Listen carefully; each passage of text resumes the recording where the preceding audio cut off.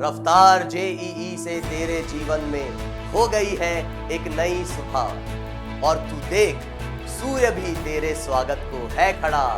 चल अपनी ढाल पिघला कर एक नई तलवार बना, एक नया रूप अपना और उठ खड़ा हो, उठ खड़ा हो और इस दुनिया को कुछ बड़ा काम तू कर दिखा, तू कर दिखा। दोस्तों, मैं आपका बड़ा भाई निखिल धावाई आपके सामने हाजिर हूं लेकर के एक नया lecture number 3 on motion in straight line, और आप सभी का स्वागत करता हूं रफ्तार जेई की सीरीज में। तो आज के जो हमारे टॉपिक्स हैं उसमें हम average acceleration and instantaneous acceleration जो हमने ऑलरेडी पढ़ लिया था उसको थोड़ा सा और समझेंगे और उस पर कुछ क्वेश्चंस करेंगे, और फिर हम बात करेंगे यूनिफॉर्मली एक्सेलरेटेड मोशन की, और यहां पर हम सबसे पहले इनका डेरिवेशन करेंगे और इसके ऊपर जो बेस्ड क्वेश्चन है वो हम देखेंगे अगले सेशन में। कुछ क्वेश्चंस इधर देखेंगे, कुछ क्वेश्चंस देखेंगे अगले सेशन में, ठीक है। तो बिना देरी किए बढ़ते हैं आगे, और अभी हम थोड़ा सा एक्सेलरेशन को समझने की कोशिश करते हैं। तो सबसे पहली बात, हमने फॉर्मूले के तौर पर तो एक्सेलरेशन को पिछले सेशन में देख लिया था, आज भी हम वही बात करेंगे, लेकिन सबसे पहले इसको थोड़ा सा समझने की कोशिश करते हैं। तो आप ये ध्यान रखें कि जब भी एक्सेलरेशन होगा तो ये आप बात जान जाएं कि वेलोसिटी जो है वो आपकी चेंज हो रही होगी।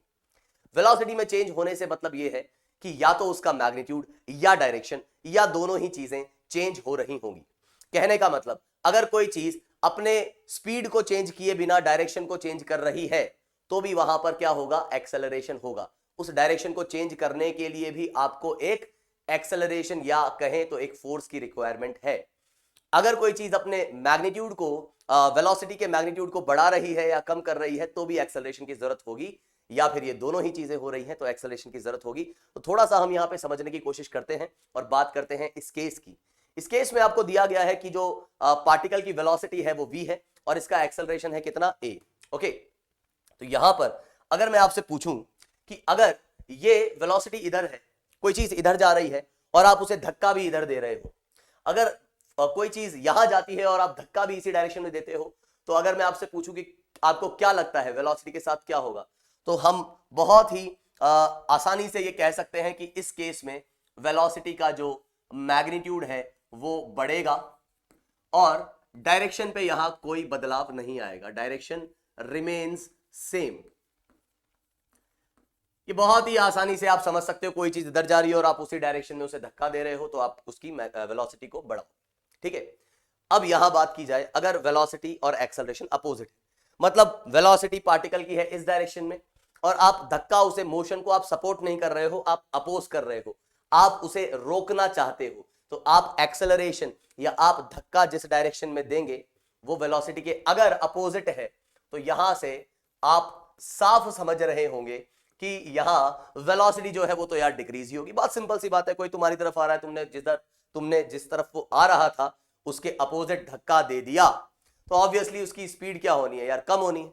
सर आप धक्के की बात क्यों कर रहे हो, क्योंकि यार ये तो तुमने पढ़ा होगा F = ma, जहां तुम फोर्स लगाओगे उसी डायरेक्शन में एक्सेलरेशन होगा, नेट फोर्स जिस डायरेक्शन में उसी डायरेक्शन में एक्सेलरेशन, कुछ इस तरीके से समझ सकते हो।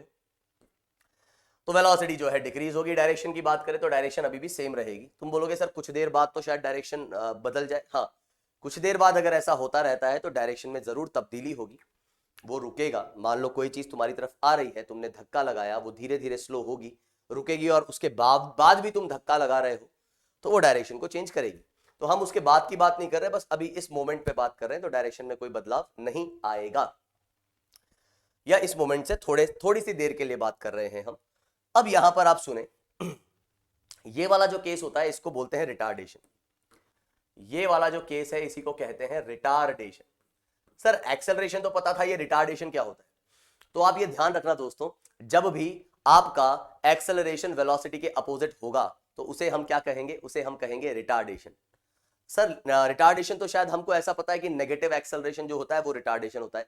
जी नहीं दोस्तों, ये बहुत बड़ा मिसकंसेप्शन है, काफी बच्चों में रहता है कि नेगेटिव एक्सेलरेशन का मतलब रिटार्डेशन है ना। रिटार्डेशन का मतलब है वेलोसिटी के अपोजिट, वेलोसिटी के अपोजिट। अब तुम बोलोगे सर कई बार है ना ऐसा लिखा हुआ दिखता है हमें कि मान लीजिए acceleration is 2 times of velocity with a negative sign, तो हमें हमारे सर ने तो कहा है कि इसको रिटार्डेशन कहा जाएगा। बिल्कुल, यहां ये रिटार्डेशन है। तो सर देखो ना, एक्सेलरेशन नेगेटिव है, आप ही तो कह रहे हो कि नेगेटिव एक्सेलरेशन का मतलब रिटार्डेशन। जी नहीं, इस नेगेटिव की वजह से नहीं, सिर्फ क्योंकि यहां v लिखा हुआ है, तो आप ये जानते हैं कि v के आगे एक नेगेटिव साइन लगाना मतलब v की जो डायरेक्शन है उसके अपोजिट डायरेक्शन में एक्सेलरेशन है। सर आपको थोड़ा क्लियर नहीं हुआ, आप ये कह रहे हो कि नेगेटिव एक्सेलरेशन का मतलब रिटार्डेशन हमेशा नहीं होता। जी हां, मैं यही कह रहा हूं। सर नहीं समझ आया, थोड़ा समझाओ, क्योंकि हम तो अभी तक यही जानते थे कि नेगेटिव एक्सेलरेशन मतलब रिटार्डेशन। मैं समझाता हूं, टेंशन ना। मैंने कहा यार कि वेलोसिटी इस डायरेक्शन में है, एक्सेलरेशन भी इस डायरेक्शन में। मैंने तुमसे पूछा क्या ये रिटार्डेशन है? तुमने कहा नहीं सर, एक्सेलरेशन तो जो है ना पॉजिटिव है, वेलोसिटी भी पॉजिटिव है, तो जब एक्सेलरेशन पॉजिटिव है तो काहे का रिटार्डेशन? अच्छा, मैंने कहा कि यार वेलोसिटी इस डायरेक्शन में है और एक्सेलरेशन इस डायरेक्शन में, क्या अभी यहां रिटार्डेशन है क्या? क्योंकि आपकी वेलोसिटी जो है वो तो अभी नेगेटिव हो गई, एक्सेलरेशन भी नेगेटिव हो गया, तो क्या ये यहां पर रिटार्डेशन है? तो तुम सोचोगे सर यार हमको बताया तो यही गया है कि एक्सेलरेशन नेगेटिव आ जाए तो रिटार्डेशन। जी नहीं, यहां पर रिटार्डेशन नहीं है। No retardation in both the cases. क्यों? रिटार्डेशन का सीधा सीधा सा मतलब यह है स्लो होनी चाहिए स्पीड। स्पीड जब भी स्लो होगी इसका मतलब रिटार्डेशन।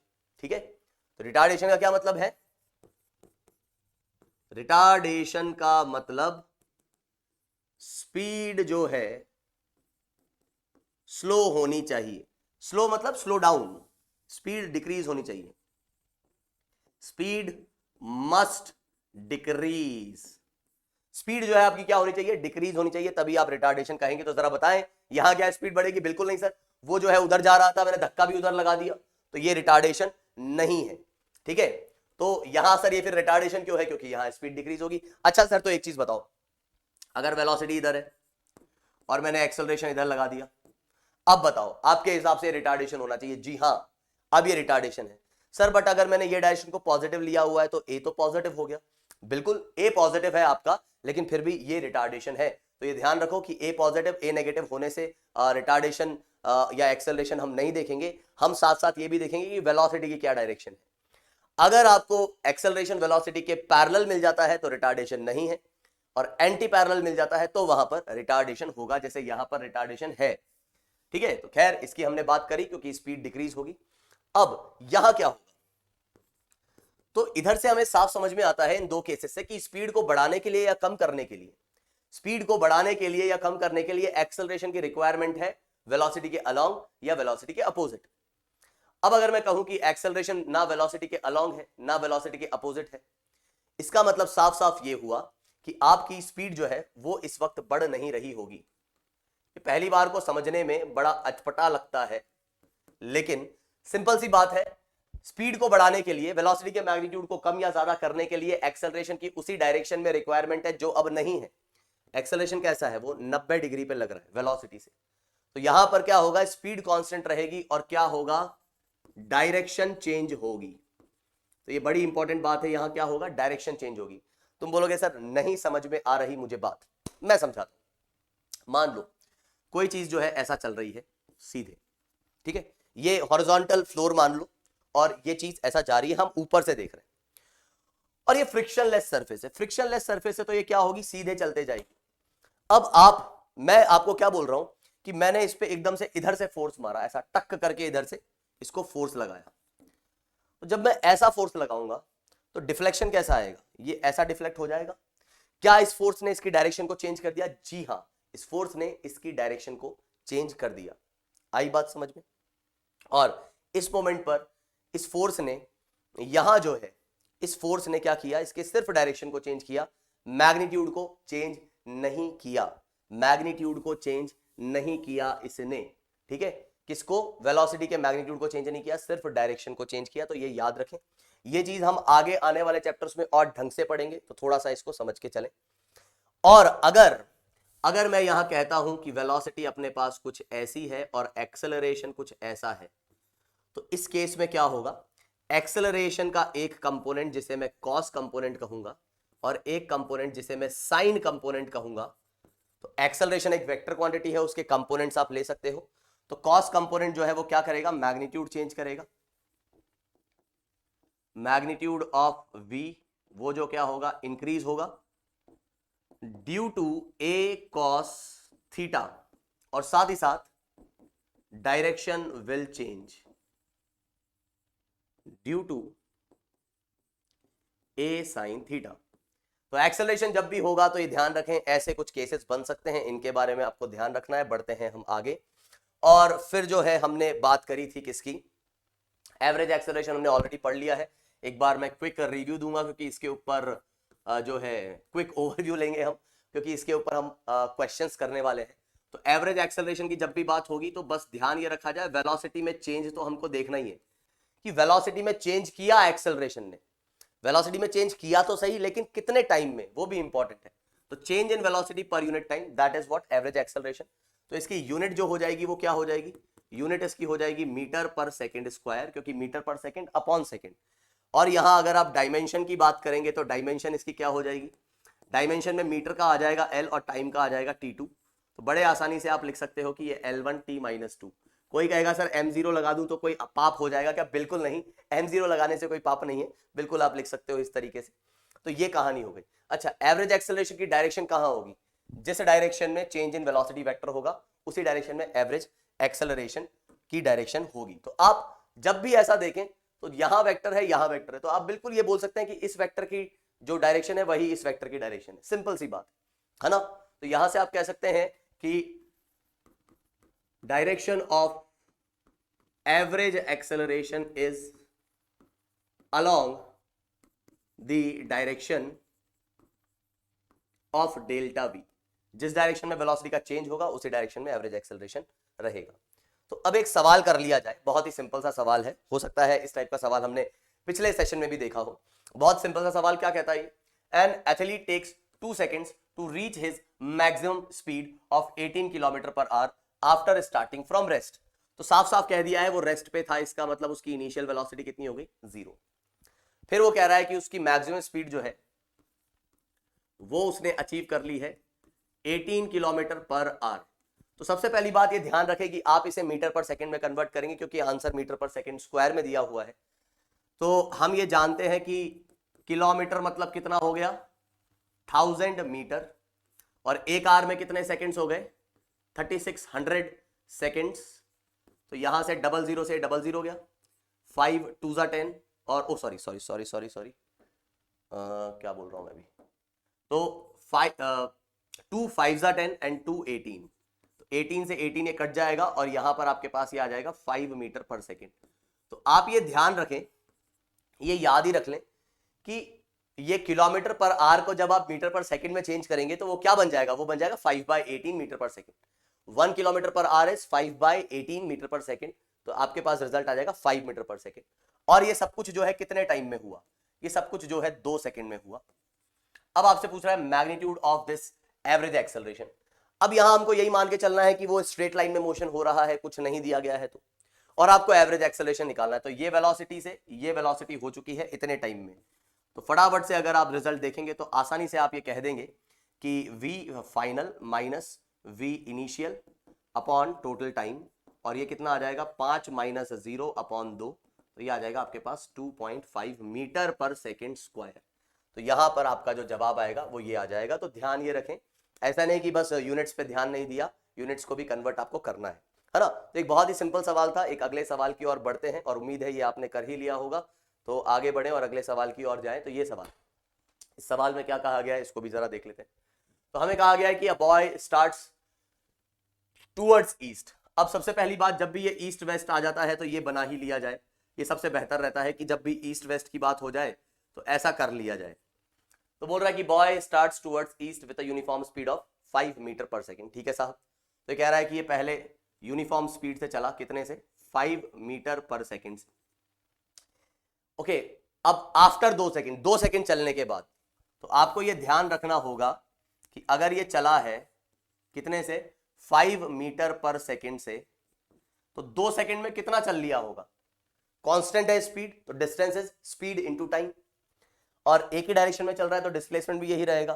तो स्पीड इनटू टाइम वो कितना चलेगा, 10 मीटर चलेगा। उसके बाद ही टर्न्स राइट। अब अगर वो इधर जा रहा है तो राइट क्या होगा, इस तरफ, मतलब ये साउथ की तरफ मुड़ेगा। तो राइट एंड ट्रेवल्स 40 मीटर। तो 10 मीटर चल के वो राइट में कितना चल गया, फिर टोटल 40 मीटर चल गया। ठीक है। फिर अगेन ही टर्न्स राइट। अब उसने राइट लिया, फिर राइट, देखो इधर से राइट घूमा, फिर राइट, तो राइट वो इधर घूम जाएगा। कितना चला वो? ही travels for 8 second with the same speed.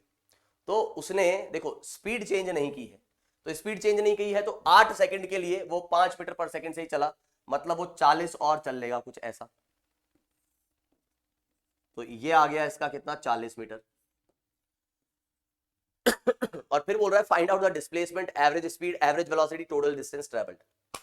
ठीक है, तो यहां पर हम जो है यहां बात कर लेते हैं कि इसका क्या क्या रहा होगा, और एवरेज एक्सेलरेशन भी तो रहना चाहिए भाई, उसका सवाल देख रहे हैं तो आपको एवरेज एक्सेलरेशन भी यहां पर बताना होगा। ठीक है, क्या क्या हुआ, तो सबसे पहले हम बात करें तो अपना डिस्प्लेसमेंट। तो डिस्प्लेसमेंट को आप क्या लिख सकते हो, वैसे तो आप समझ ही गए होंगे क्या करना है, लेकिन फिर भी अगर नहीं समझ में आता है तो ये अपना ईस्ट था, ये वेस्ट था, ये नॉर्थ था और ये साउथ था, ये डायरेक्शन आई कैप, ये माइनस जे कैप, ये माइनस आई कैप। तो डिस्प्लेसमेंट तो आप लिख सकते हो कितना, 10 आई कैप, फिर माइनस का 40 जे कैप, नीचे आ रहा है इसलिए, और फिर माइनस का 40 आई कैप, है ना। तो टोटल कितना आ गया अपने पास, टोटल आ गया है माइनस का 30 आई कैप और माइनस का 40 जे कैप।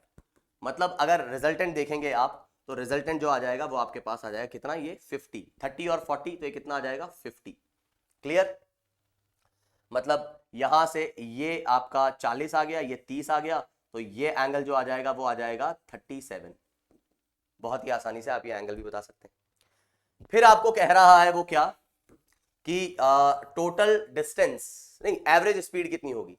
अब एवरेज स्पीड अगर आप देखोगे तो स्पीड तो उसने चेंज की ही नहीं है, तो स्पीड में अगर कोई चेंज हुआ ही नहीं है, सिर्फ डायरेक्शन में चेंज हुआ है, तो एवरेज स्पीड हम क्या कहेंगे, एवरेज स्पीड तो हम कह देंगे 5 मीटर पर सेकेंड ही रहेगी, है ना।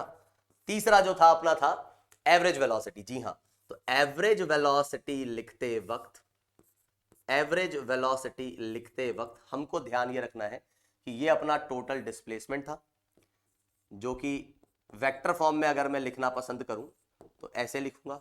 और टाइम कितना लगा, तो टाइम देखा जाए तो पहले 2 सेकंड वो चला,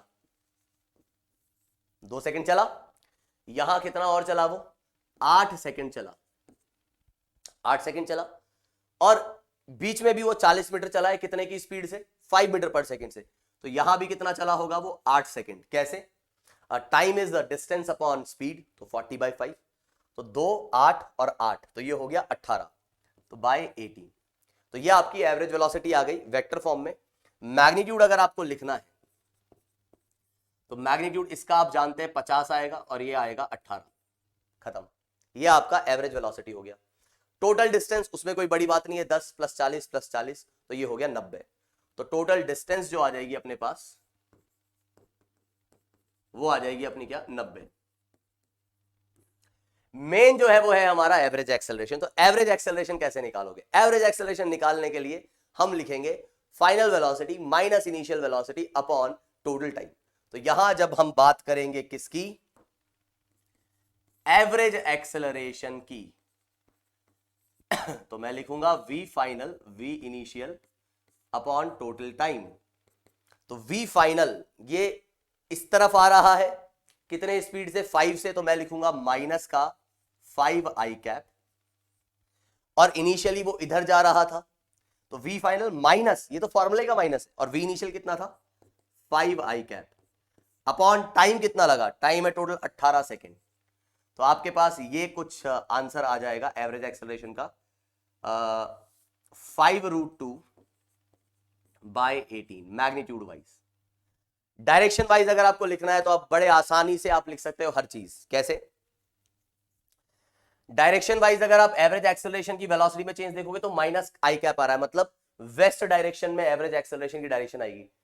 तुम बोलोगे सर कैसे, वेस्ट डायरेक्शन में कैसे, हमको नहीं समझा। मेरे भाई देखो ये कितना आ रहा है, ओ सॉरी सॉरी सॉरी, यहां मैंने एक गड़बड़ कर दी, ये 18 है, ये आ जाएगा माइनस का 10 आई कैप बाई 18। तो माइनस का 10 आई कैप, तो यहां पर अगर आप देखोगे तो एक्सेलरेशन की डायरेक्शन आ रही है माइनस आई कैप। माइनस आई कैप मतलब ये, मतलब वेस्ट डायरेक्शन में एवरेज एक्सेलरेशन की डायरेक्शन है।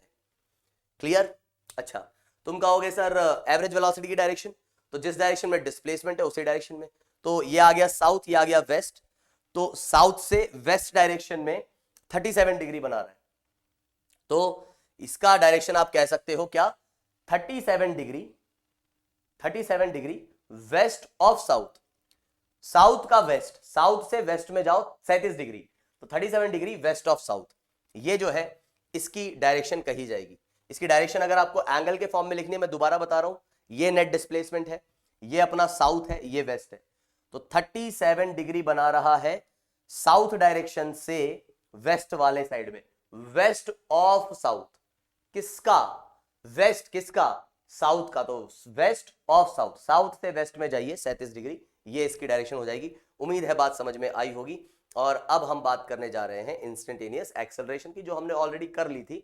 और जैसा कि मैंने आपको बताया था कि इंस्टेंटेनियस एक्सेलरेशन मतलब उस छोटे से टाइम इंटरवल में जो वेलोसिटी में चेंज आया होगा उसी को हम टाइम के साथ रेट ऑफ चेंज उसका देख रहे हैं।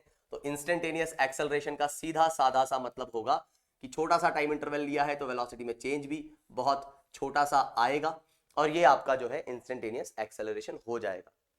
हाँ, ये अलग बात है कि यहां पर आप जो है इस वेलोसिटी को क्या लिख सकते हो, इस वेलोसिटी को आप लिख सकते हो, वेलोसिटी का अगर 3 डायमेंशनली वो मोशन कर रहा है तो एक्स वाई और जेड तीनों उसके कंपोनेंट्स होंगे, है कि नहीं। और अगर जैसे ही आप इसका अलग अलग डिफरेंशिएशन करते हो तो ये आ जाएगा एक्स वी एक्स वाले कंपोनेंट का डिफरेंशिएशन, ये आ जाएगा वी वाई कंपोनेंट जो है उसका डिफरेंशिएशन, और ये आ जाएगा आपके पास z कंपोनेंट जो है उसका डिफरेंशिएशन। तो ये आपके पास ये ax होगा, ये ay होगा और ये az होगा, जो आपको सीधे सीधे बस ये बताती है ये बात कि अगर आपको एक्सेलरेशन जो है उसका x कंपोनेंट चाहिए तो आपको सिर्फ और सिर्फ क्या डिफरेंशिएट करना है, वेलोसिटी के x कंपोनेंट से ही आपको मतलब होना चाहिए। किसी ने कहा एक्सेलरेशन का y कंपोनेंट निकालो, मतलब एक्सेलरेशन मान लीजिए x y और तीनों डायरेक्शन में है, x y और z, और लेकिन आपको सिर्फ और सिर्फ एक्सेलरेशन का y कंपोनेंट निकालना है, तो आप सिर्फ और सिर्फ वेलोसिटी के y कंपोनेंट को जो है डिफरेंशिएट कीजिए। और ऐसे ही अगर आपको एक्सेलरेशन का z कंपोनेंट निकालना है तो आप वेलोसिटी के जो है z कंपोनेंट को डिफरेंशिएट कीजिए। अब जैसा कि आप जानते हैं वेलोसिटी का x कंपोनेंट कहां से मिलता है, वो x कोऑर्डिनेट को डिफरेंशिएट करके मिलता है। तो इसी चीज को आप ऐसा भी कह सकते हैं कि अगर आप x कोऑर्डिनेट को 2 बार डिफरेंशिएट कर देंगे, x को एक बार डिफरेंशिएट करेंगे तो वेलोसिटी मिली, और उसी को एक बार और डिफरेंशिएट करेंगे तो एक्सेलरेशन मिलेगा। तो x का डबल डिफरेंशिएशन इज दिस, ऐसे ही y कोऑर्डिनेट का double differentiation is acceleration in y direction, and z coordinate का जो डबल डिफरेंशिएशन आएगा वो आएगा आपका एक्सेलरेशन इन z डायरेक्शन। तो आप सीधे तौर पर ये कह सकते हैं कि acceleration is what, it is the single differentiation of velocity या differentiation of velocity with respect to time. और अगर आप बात करते हैं किसकी पोजीशन के टर्म्स में, तो double differentiation of position is acceleration. ठीक है, तो ये आपकी आई कैप, जे कैप और के कैप के अंदर बात हो गई है। कई बार जो है मोशन स्ट्रेट लाइन में लिख दिया जाता है तो वहां पे ये फिर नहीं बताया जाता है कि वो एक्स है कि वाई है कि जेड है, तो आपको सीधे सीधे जो है वो पोजीशन को एस के टर्म्स में रिप्रेजेंट कर देगा, वेलोसिटी को सिर्फ वी के टर्म्स में रिप्रेजेंट कर देगा। तो आप बस ये ध्यान रखें कि आपकी जो वेलोसिटी है उसका डिफरेंशिएशन आपका क्या आ जाएगा, एक्सेलरेशन, और पोजीशन का डबल डिफरेंशिएशन भी आ जाएगा एक्सेलरेशन। यहां तक मेरे हिसाब से बात सभी को क्लियर होगी। अब यहां मैं एक स्पेशल केस की बात करूं, अगर आपसे मैं कह रहा हूं कि मोशन जो है वो हमारा कैसा है, स्ट्रेट लाइन, जो इस चैप्टर में हम बात कर रहे हैं, मोशन अपना कैसा है, स्ट्रेट लाइन में है। अगर स्ट्रेट लाइन में मोशन है तो इतनी बात आप समझे कि वेलोसिटी या तो पैरेलल होगी एक्सेलरेशन के, या तो वेलोसिटी पैरेलल होगी एक्सेलरेशन के, या फिर वेलोसिटी जो है एंटी पैरेलल होगी एक्सेलरेशन की। क्यों भाई, ऐसा क्यों? तुम बोलोगे सर ऐसा क्यों, अगर मोशन स्ट्रेट लाइन में हो रहा है तो वेलोसिटी एक्सेलरेशन के पैरेलल और एंटी पैरेलल ही क्यों होगी? क्योंकि मैंने आपको बता दिया है कि जैसे ही अगर आप क्या करते हैं, ओ भाई साहब कहां गया वो, हाँ ये रहा ना, तो जैसे ही अगर वेलोसिटी से एक्सेलरेशन कुछ एंगल बनाता है तो वो क्या कर देगा, वो डायरेक्शन चेंज कर देगा। तो डायरेक्शन तभी, स्ट्रेट लाइन मतलब डायरेक्शन चेंज नहीं हो रही है, तो या तो ये केस होगा या ये केस होगा, है ना। उम्मीद है ये बात आप समझे होंगे बड़े ही आसानी से। तो अगर आपका मोशन स्ट्रेट लाइन में हो रहा है तो कुछ ये कहानी होगी, और उस केस में मैं क्या कह सकता हूं, उस केस में मैं कह सकता हूं कि एक्सेलरेशन जो है आपका है वो कितना, dv/dt, है कि नहीं। वेक्टर साइन हटा के भी आप बात कर सकते हैं क्योंकि यहां पे डायरेक्शन का लफड़ा है नहीं, है ना। स्ट्रेट लाइन में जब भी बात होती है तो आप वेक्टर हटा देते हैं तो भी बात चल जाती है, प्लस माइनस से काम चल जाता है, ठीक है। तो एक्सेलरेशन आपका यही हो जाएगा, मतलब यहां डायरेक्शन में तो चेंज होगा नहीं, मैग्नीट्यूड में चेंज होगा। तो वेलोसिटी के मैग्नीट्यूड में चेंज हो रहा है, वही एक्सेलरेशन है, तो वो लिख दिया हमने। तो एक तरीके से इसको आप rate of change of speed भी कह सकते हो। अब यहां मैं क्या कहता हूं, मैंने इधर से ds और ds ऐसा मल्टीप्लाई डिवाइड कर दिया। मैथमेटिक्स में ये करना बहुत ही गलत होगा, लेकिन फिजिक्स में हम इनको इंडिविजुअल क्वांटिटी ट्रीट कर सकते हैं, तो कोई दिक्कत नहीं है ना। तो ये ds बाई dt क्या हो जाएगा भाई, ds बाई dt आपके पास हो जाएगा v, और ये आ जाएगा dv, और ये ds। तो ये आपके पास एक्सेलरेशन कितना आ जाएगा, v dv बाई ds। मैं ऐसा क्यों बोल रहा हूं कि यार मैथमेटिक्स में, क्योंकि देखो होता क्या है ना, मैथमेटिक्स में इसको एक ऑपरेटर माना जाता है। मतलब अगर dv बाई dt कहीं लिखा हुआ है तो मैथमेटिक्स में ऐसे बोलेंगे कि यार ये डिफरेंशियल ऑपरेटर है। ये जो मामला है इसको आप सेपरेट नहीं कर सकते कि d अलग कर दिया dt अलग कर दिया। वो बोलते हैं कि ये एक टर्म है, इसको सेपरेट नहीं कर सकते आप। ऐसा नहीं कि इसको किसी, इस पार्ट को किसी और चीज से काट दिया, ये मैथमेटिकली रॉन्ग है ना। लेकिन हम अगर इसको इंडिविजुअल क्वांटिटी मान के चलें तो आप बिल्कुल ऐसा लिख सकते हैं कि ds से ds कट गया और dv बाई ds आपका बच गया। Oh sorry ds upon dt velocity बन गया, और dv बाई ds आपके पास यहां से आया। तो ये आपका फॉर्मूला आ जाएगा क्या, एक्सेलरेशन का, v dv बाई ds। अब यहां पर कई बच्चे कंफ्यूज हो सकते हैं कि सर ये s क्यों लिखा है आपने। देखो यार s तो मैंने इसे जनरल, एज अ जनरल बस बात बता दी। मेरा कहने का बस ये मतलब है कि अगर मोशन स्ट्रेट लाइन के अलोंग हो रहा है और वो x डायरेक्शन है, तो आप ऐसा कह सकते हैं कि ये चीज, सर लेकिन ये भी आपने पता नहीं ये x x x ऐसा क्यों लगा रखा है। सर जब हमें पता ही है मोशन स्ट्रेट लाइन में है, तो ax को मैं a ही बोल दूंगा ना, vx को मैं v ही बोल दूंगा ना, और इसको ऐसा लिख देंगे तो हम मतलब हमको थोड़ा अच्छा लगेगा, हमको घबराहट कम होगी। हाँ ऐसा भी लिख लीजिए, घबराहट कम करनी तो लिख लीजिए, लेकिन बात समझिए। बस मैं कह रहा हूं ये एक्सेलरेशन x डायरेक्शन वाला है, इसमें दिक्कत क्या है। हाँ अगर आपको लगता है कि नहीं नहीं नहीं हमको थोड़ा सा घबराहट हो रही है, तो कोई बात नहीं, आप फिर ऐसा लिख दो, है ना। आई बात समझ में। अब मैं ax और ay ऐसा करके इसलिए लिख रहा था क्योंकि क्या पता मोशन आपका x में भी हो रहा हो और साइमल्टेनियसली वो y में भी चल रहा हो। तो जब आप ऐसा लिख दोगे, देखो अगर मोशन सिर्फ x में हो रहा होगा तब आप जानते हो कि आपका नेट एक्सेलरेशन सिर्फ x डायरेक्शन में है, तो ये बात गलत नहीं है। लेकिन अगर आपका मोशन जो है वो x और y दोनों में हो रहा है, तब आपका नेट एक्सेलरेशन x में भी है और y में भी। तो आपको ये बताना पड़ेगा कि भाई साहब ये x वाले कंपोनेंट्स के बारे में बात की जा रही है, ये जो है आपके y वाले कंपोनेंट्स के बारे में बात की जा रही है।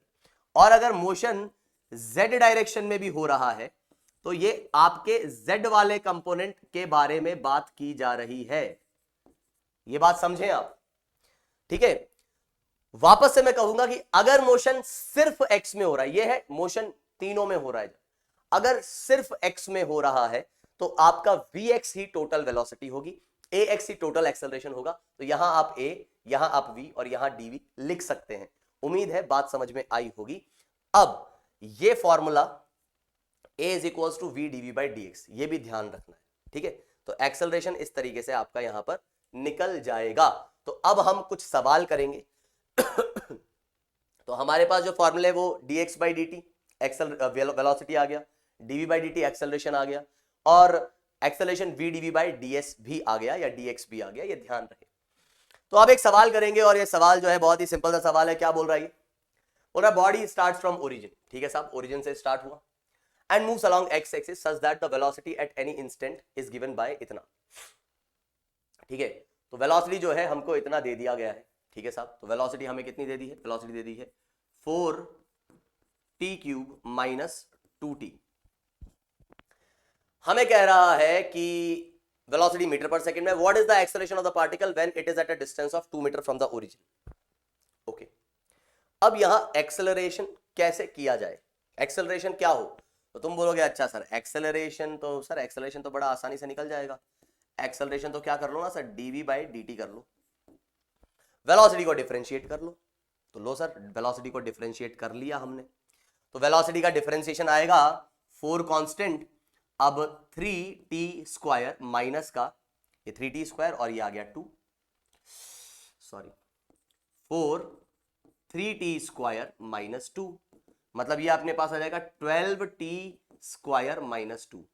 तो सर एक्सेलरेशन हमारा निकल तो गया, लेकिन दिक्कत यह है कि इसने ऐसा नहीं बोला कि एट t इक्वल्स टू 2। बात समझना, अगर ये बोल देता कि find the acceleration at t equals to ये, t इक्वल्स टू वो, इसका मतलब होता आप इंस्टेंटेनियस एक्सेलरेशन की बात कर रहे हो, इस टाइम पे कितना एक्सेलरेशन होगा, तो टाइम की वैल्यू मैं यहां रखता और मुझे एक्सेलरेशन मिल जाता। लेकिन इसने थोड़ा सा घुमा के क्वेश्चन पूछा है। इसने हमें क्या कहा है, इसने कहा है कि जब डिस्टेंस आपकी कितनी हो जाएगी, 2 मीटर हो जाएगी, तब आप बताएं कि एक्सेलरेशन कितना होगा।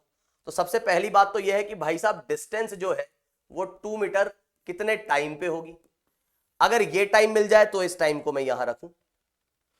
अब डिस्टेंस किस टाइम पे कितनी है, उसके लिए मुझे डिस्टेंस का फंक्शन पता होना चाहिए। अब वो कैसे पता करेंगे, तो थोड़ा सा मैं यहां पर आपको समझाना चाहूंगा और ध्यान दिलाना चाहूंगा। ऐसे टाइप के क्वेश्चन हम खैर आगे करेंगे at the end of the session, लेकिन आप ये ध्यान रखें, जैसा कि आप जानते हैं कि पोजीशन या डिस्प्लेसमेंट, ध्यान से सुनिएगा पूरी बात, पोजीशन या डिस्प्लेसमेंट की अगर मैं बात करता हूं तो उसको डिफरेंशिएट करने पर क्या मिलता है, तुम कहोगे सर वेलोसिटी मिलता है। ठीक है, एक बात को ढंग से सुनना, पोजीशन इसको डिफरेंशिएट करने पर वेलोसिटी मिलता है और इसको डिफरेंशिएट जब मैं करता हूं तो हमें एक्सेलरेशन मिलता है। अच्छा, तो इसको अगर मैं इंटीग्रेट कर दूंगा तो एक्सेलरेशन के, क्योंकि एंटी डेरिवेटिव होता है ना भाई साहब, इंटीग्रेशन क्या होता है, वो डिफरेंशिएट, एंटी डेरिवेटिव होता है, डिफरेंशिएशन का उल्टा, मतलब वेलोसिटी को डिफरेंशिएट करके एक्सेलरेशन मिलता है, तो एक्सेलरेशन को इंटीग्रेट करके वेलोसिटी मिलनी चाहिए होगी, और वेलोसिटी को इंटीग्रेट करके पोजीशन या डिस्प्लेसमेंट मिलता होगा शायद। अब अगर मुझे डिस्टेंस निकालना है तो मुझे पोजीशन का फंक्शन पता होना चाहिए as a function of time, तो उसके लिए आपको वेलोसिटी दी गई है।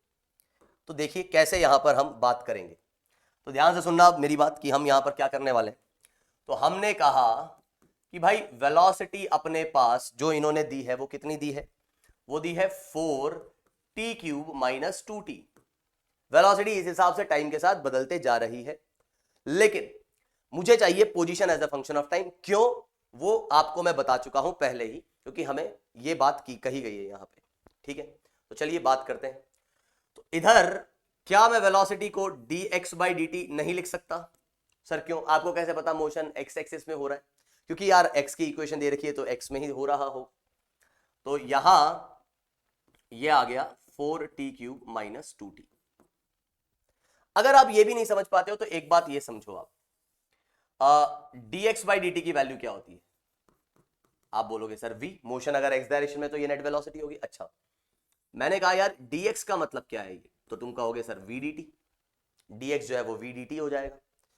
क्या बता रहा है ये, तुम बोलोगे सर वो v वेलोसिटी से चल रहा है थोड़े से टाइम में, थोड़ा सा टाइम dt में, तो dt टाइम में इतना डिस्प्लेसमेंट होगा। मैं कहूंगा यार मैं नहीं समझा, तो तुम इसको कुछ ऐसे समझाओगे कि अरे सर आप देखो जरा, वो मान लीजिए चल रहा था, अलग अलग वेलोसिटी से चल रहा था। अब क्योंकि वेलोसिटी जो है वो वेरिएबल है, तो मैं यहां पर ऐसा फॉर्मूला नहीं लगा सकता कि total displacement velocity into time, क्योंकि वो वेरिएबल है, हर बार वेलोसिटी चेंज हो रही है। तो पूरे एक बड़े टाइम इंटरवल के लिए आप ये फॉर्मूला नहीं लगा सकते कि displacement is equals to velocity into time. क्यों, क्योंकि वो वेरिएबल है। बात समझे आप, वेरिएबल वेलोसिटी के लिए ऐसा आप नहीं कर सकते। ठीक है, तुम बोलोगे सर नहीं बात नहीं समझ में आई, थोड़ा सा इसको फील कराओ, कोई एक और एग्जांपल देके मैं समझाता हूं। जैसे मान लो मैंने कहा यार 10 बच्चे थे टोटल, कितने बच्चे थे? 10, और हर बच्चे के पास 2-2 चॉकलेट है। तो मैंने पूछा यार बताना टोटल चॉकलेट्स कितनी है, तुम बोलोगे अरे सर 2 × 10, टोटल चॉकलेट्स 20 है। ठीक है, ऐसा कब है, ये आप तब कर पा रहे हो जब हर के पास चॉकलेट सेम है, हर बच्चे के पास चॉकलेट सेम है। तो इसी प्रकार अगर यहां पर हर टाइम पे वेलोसिटी सेम रहती तो आप कह सकते थे कि total displacement is velocity into time, total distance is velocity into time. लेकिन अब एक केस को आप समझिए, एक केस समझो आप, और इसमें मैं क्या कह रहा हूं कि मान लो इस बच्चे के पास चॉकलेट 2 है, इस बच्चे के पास 3 है, इसके पास जो है 4 चॉकलेट है, इसके पास 0 चॉकलेट है, इसके पास 10 चॉकलेट है, ऐसे करते करते अलग अलग नंबर ऑफ चॉकलेट्स है। अब मैं आपको कहूं कि यार बताना अब टोटल नंबर ऑफ चॉकलेट्स बताओ, तो तुम क्या ऐसा बोलोगे कि 2 × 10? नहीं, क्योंकि सबके पास चॉकलेट का नंबर अलग अलग है। तो तुम बोलो कोई नहीं सर 3 × 10 बोल देते। कोई नहीं सर 10 इंटू 10, अरे नहीं आप नहीं कर सकते क्योंकि सबके पास चॉकलेट्स अलग है। तो सर फिर चॉकलेट को क्या करें, कैसे निकालें? आप हर बच्चे के पास जाओ और देखो, अच्छा 2 चॉकलेट 3 चॉकलेट, तो ऐड करना पड़ेगा, आपको ऐड करना पड़ेगा। आई बात समझ में? तो यहां पर भी क्या है, हर टाइम पे वेलोसिटी जो है वो अलग अलग है। तो हम क्या बोलेंगे, एक छोटा सा टाइम इंटरवल मैंने ले लिया, समझना इस बात को समझना। ये पूरा जो टाइम इंटरवल था इसको हमने बहुत छोटे छोटे टाइम इंटरवल में तोड़ लिया। तो इस छोटे से टाइम इंटरवल में वेलोसिटी लगभग लगभग आप कांस्टेंट मान सकते हो। तो इस छोटे से टाइम इंटरवल में जो वो चला वो डिस्प्लेसमेंट था dx। तो dt टाइम में dx चला, ये यहां का वेलोसिटी इंटू dt, फिर ये यहां की वेलोसिटी इंटू dt। तो ये कितना कितना चला, ये dx चला, फिर dx चला, फिर dx चला, फिर dx, फिर dx, फिर dx, फिर dx, ऐसे करते करते करते करते थोड़ा थोड़ा थोड़ा थोड़ा dx चलते चलते वो फाइनली वहां तक पहुंच गया, है ना। जैसा बोलते बूंद बूंद सागर बनता है ना। या एक एक रुपया इकट्ठा करते करते करते करते आज वो भिखारी करोड़पति हो गया, है ना। फुटपाथ पे एक एक रुपया मांगता था, आज भैया उसका जो है बिटकॉइन में इन्वेस्ट कर रहा, भाई साहब करोड़पति हो गया, है ना। कैसे? एक एक रुपया जोड़ता गया, छोटा छोटा छोटा छोटा छोटा छोटा ऐड करते जाओगे, ऐड करते जाओगे, ऐड करते जाओगे, मतलब इंटीग्रेट करोगे। तो आप अब यहां समझो, ये है उस छोटे से टाइम में चला गया छोटा सा डिस्प्लेसमेंट। क्या हर पूरे टाइम इंटरवल को छोटे छोटे टाइम स्लॉट्स में डिवाइड कर दिया तो छोटा छोटा डिस्प्लेसमेंट यही है कि नहीं? सर लेकिन v तो अलग है ना। हाँ वो तो मैं भी मान रहा हूं v अलग है, वो किसने मना किया? तो सर आप ये कहना चाह रहे हो ना कि टोटल डिस्प्लेसमेंट इज इसका एडिशन, एडिशन मतलब इंटीग्रेशन। बिल्कुल मैं यही कहना चाह रहा हूं, यही मैं कहना चाह रहा हूं कि वेलोसिटी को जब आप इंटीग्रेट करोगे तो आपको यहां पर यह चीज मिलेगी, टोटल डिस्प्लेसमेंट। ध्यान दें सर, टोटल डिस्प्लेसमेंट कैसे? नहीं समझ में आई बात तो सुनो। ये था मेरा t इक्वल्स टू 0 पे जो भी टाइम, देखो अब इंटीग्रेट कैसे करेंगे। तो आपको क्या कहा गया है? आपको कहा गया है कि बॉडी स्टार्ट फ्रॉम ओरिजिन, मतलब t इक्वल्स टू 0 पे उसकी पोजीशन दे रखी है। तो यहां पर किसकी लिमिट लगेगी भाई? टाइम के रेस्पेक्ट में इंटीग्रेट हो रहा है तो टाइम की लिमिट लगेगी, और यहां x के रेस्पेक्ट में इंटीग्रेट हो रहा है तो x की लिमिट लगेगी। तो t इक्वल्स टू 0 पे मुझे पता है कि वो कहां पर है। अब हो सकता है किसी क्वेश्चन में वो कहे 2 पर है, किसी क्वेश्चन में वो कहे 3 पर है, लेकिन यहां t इक्वल्स टू 0 पे वो x इक्वल्स टू 0 पे, और फिर किसी t टाइम पर वो कहां पहुंच गया मुझे नहीं पता, तो मैंने कह दिया x की वैल्यू x हो गई। ठीक है, अब सुनी जाए बात जो मैं कहना चाह रहा हूं। अब यह है बात कि यहां इसको आप बोल सकते हो ये 1 लिखा हुआ है, 1 का मतलब x की पावर 0, x की पावर 0 का इंटीग्रेशन आ जाएगा 0 + 1 अपॉन 0 + 1,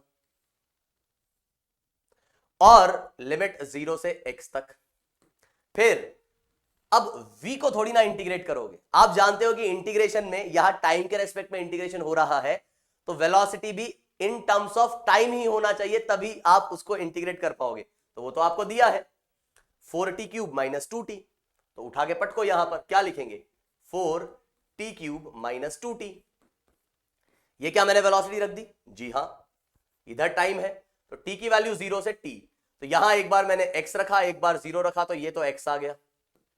और यहां से जब मैं इंटीग्रेट करूंगा तो 4 तो कांस्टेंट है, t³ का इंटीग्रेशन आ जाएगा 3 + 1 अपॉन 3 + 1।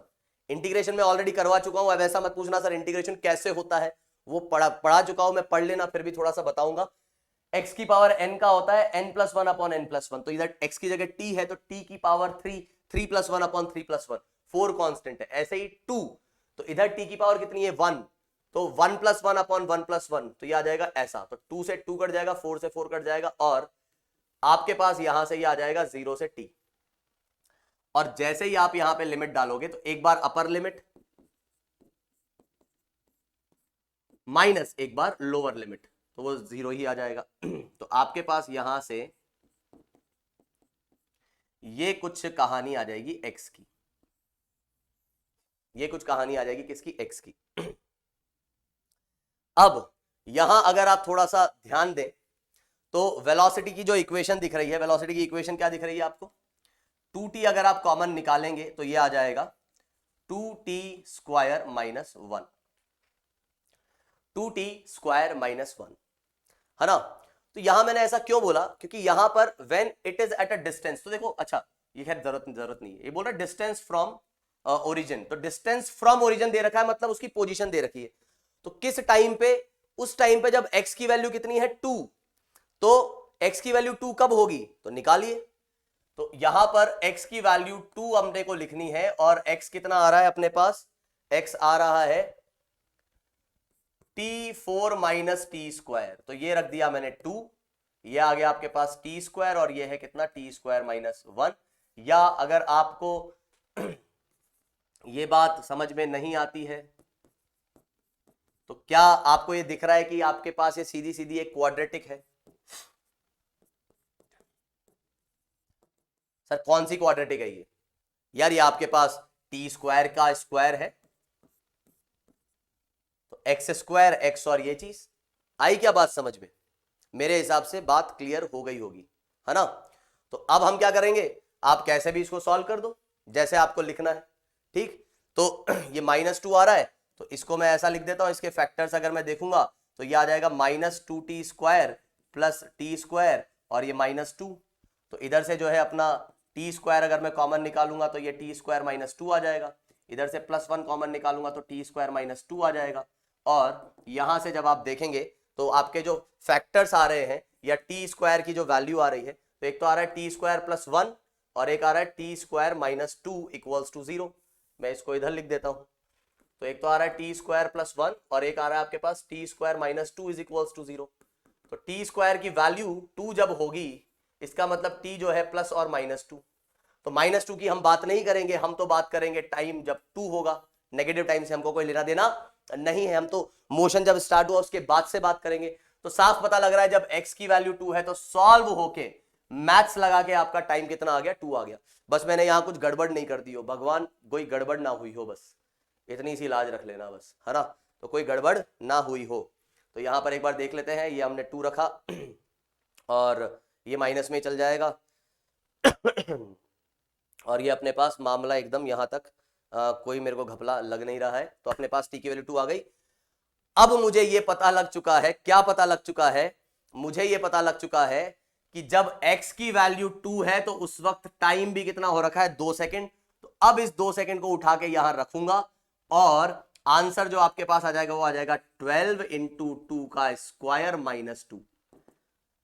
लंबा क्वेश्चन लगा होगा, लेकिन मैंने एक एक चीज बहुत डिटेल में समझाई है। तो यहां से आपके पास जो आंसर आएगा वो कितना आ गया, 12 × 4 = 48, तो 46 मीटर्स, ठीक है।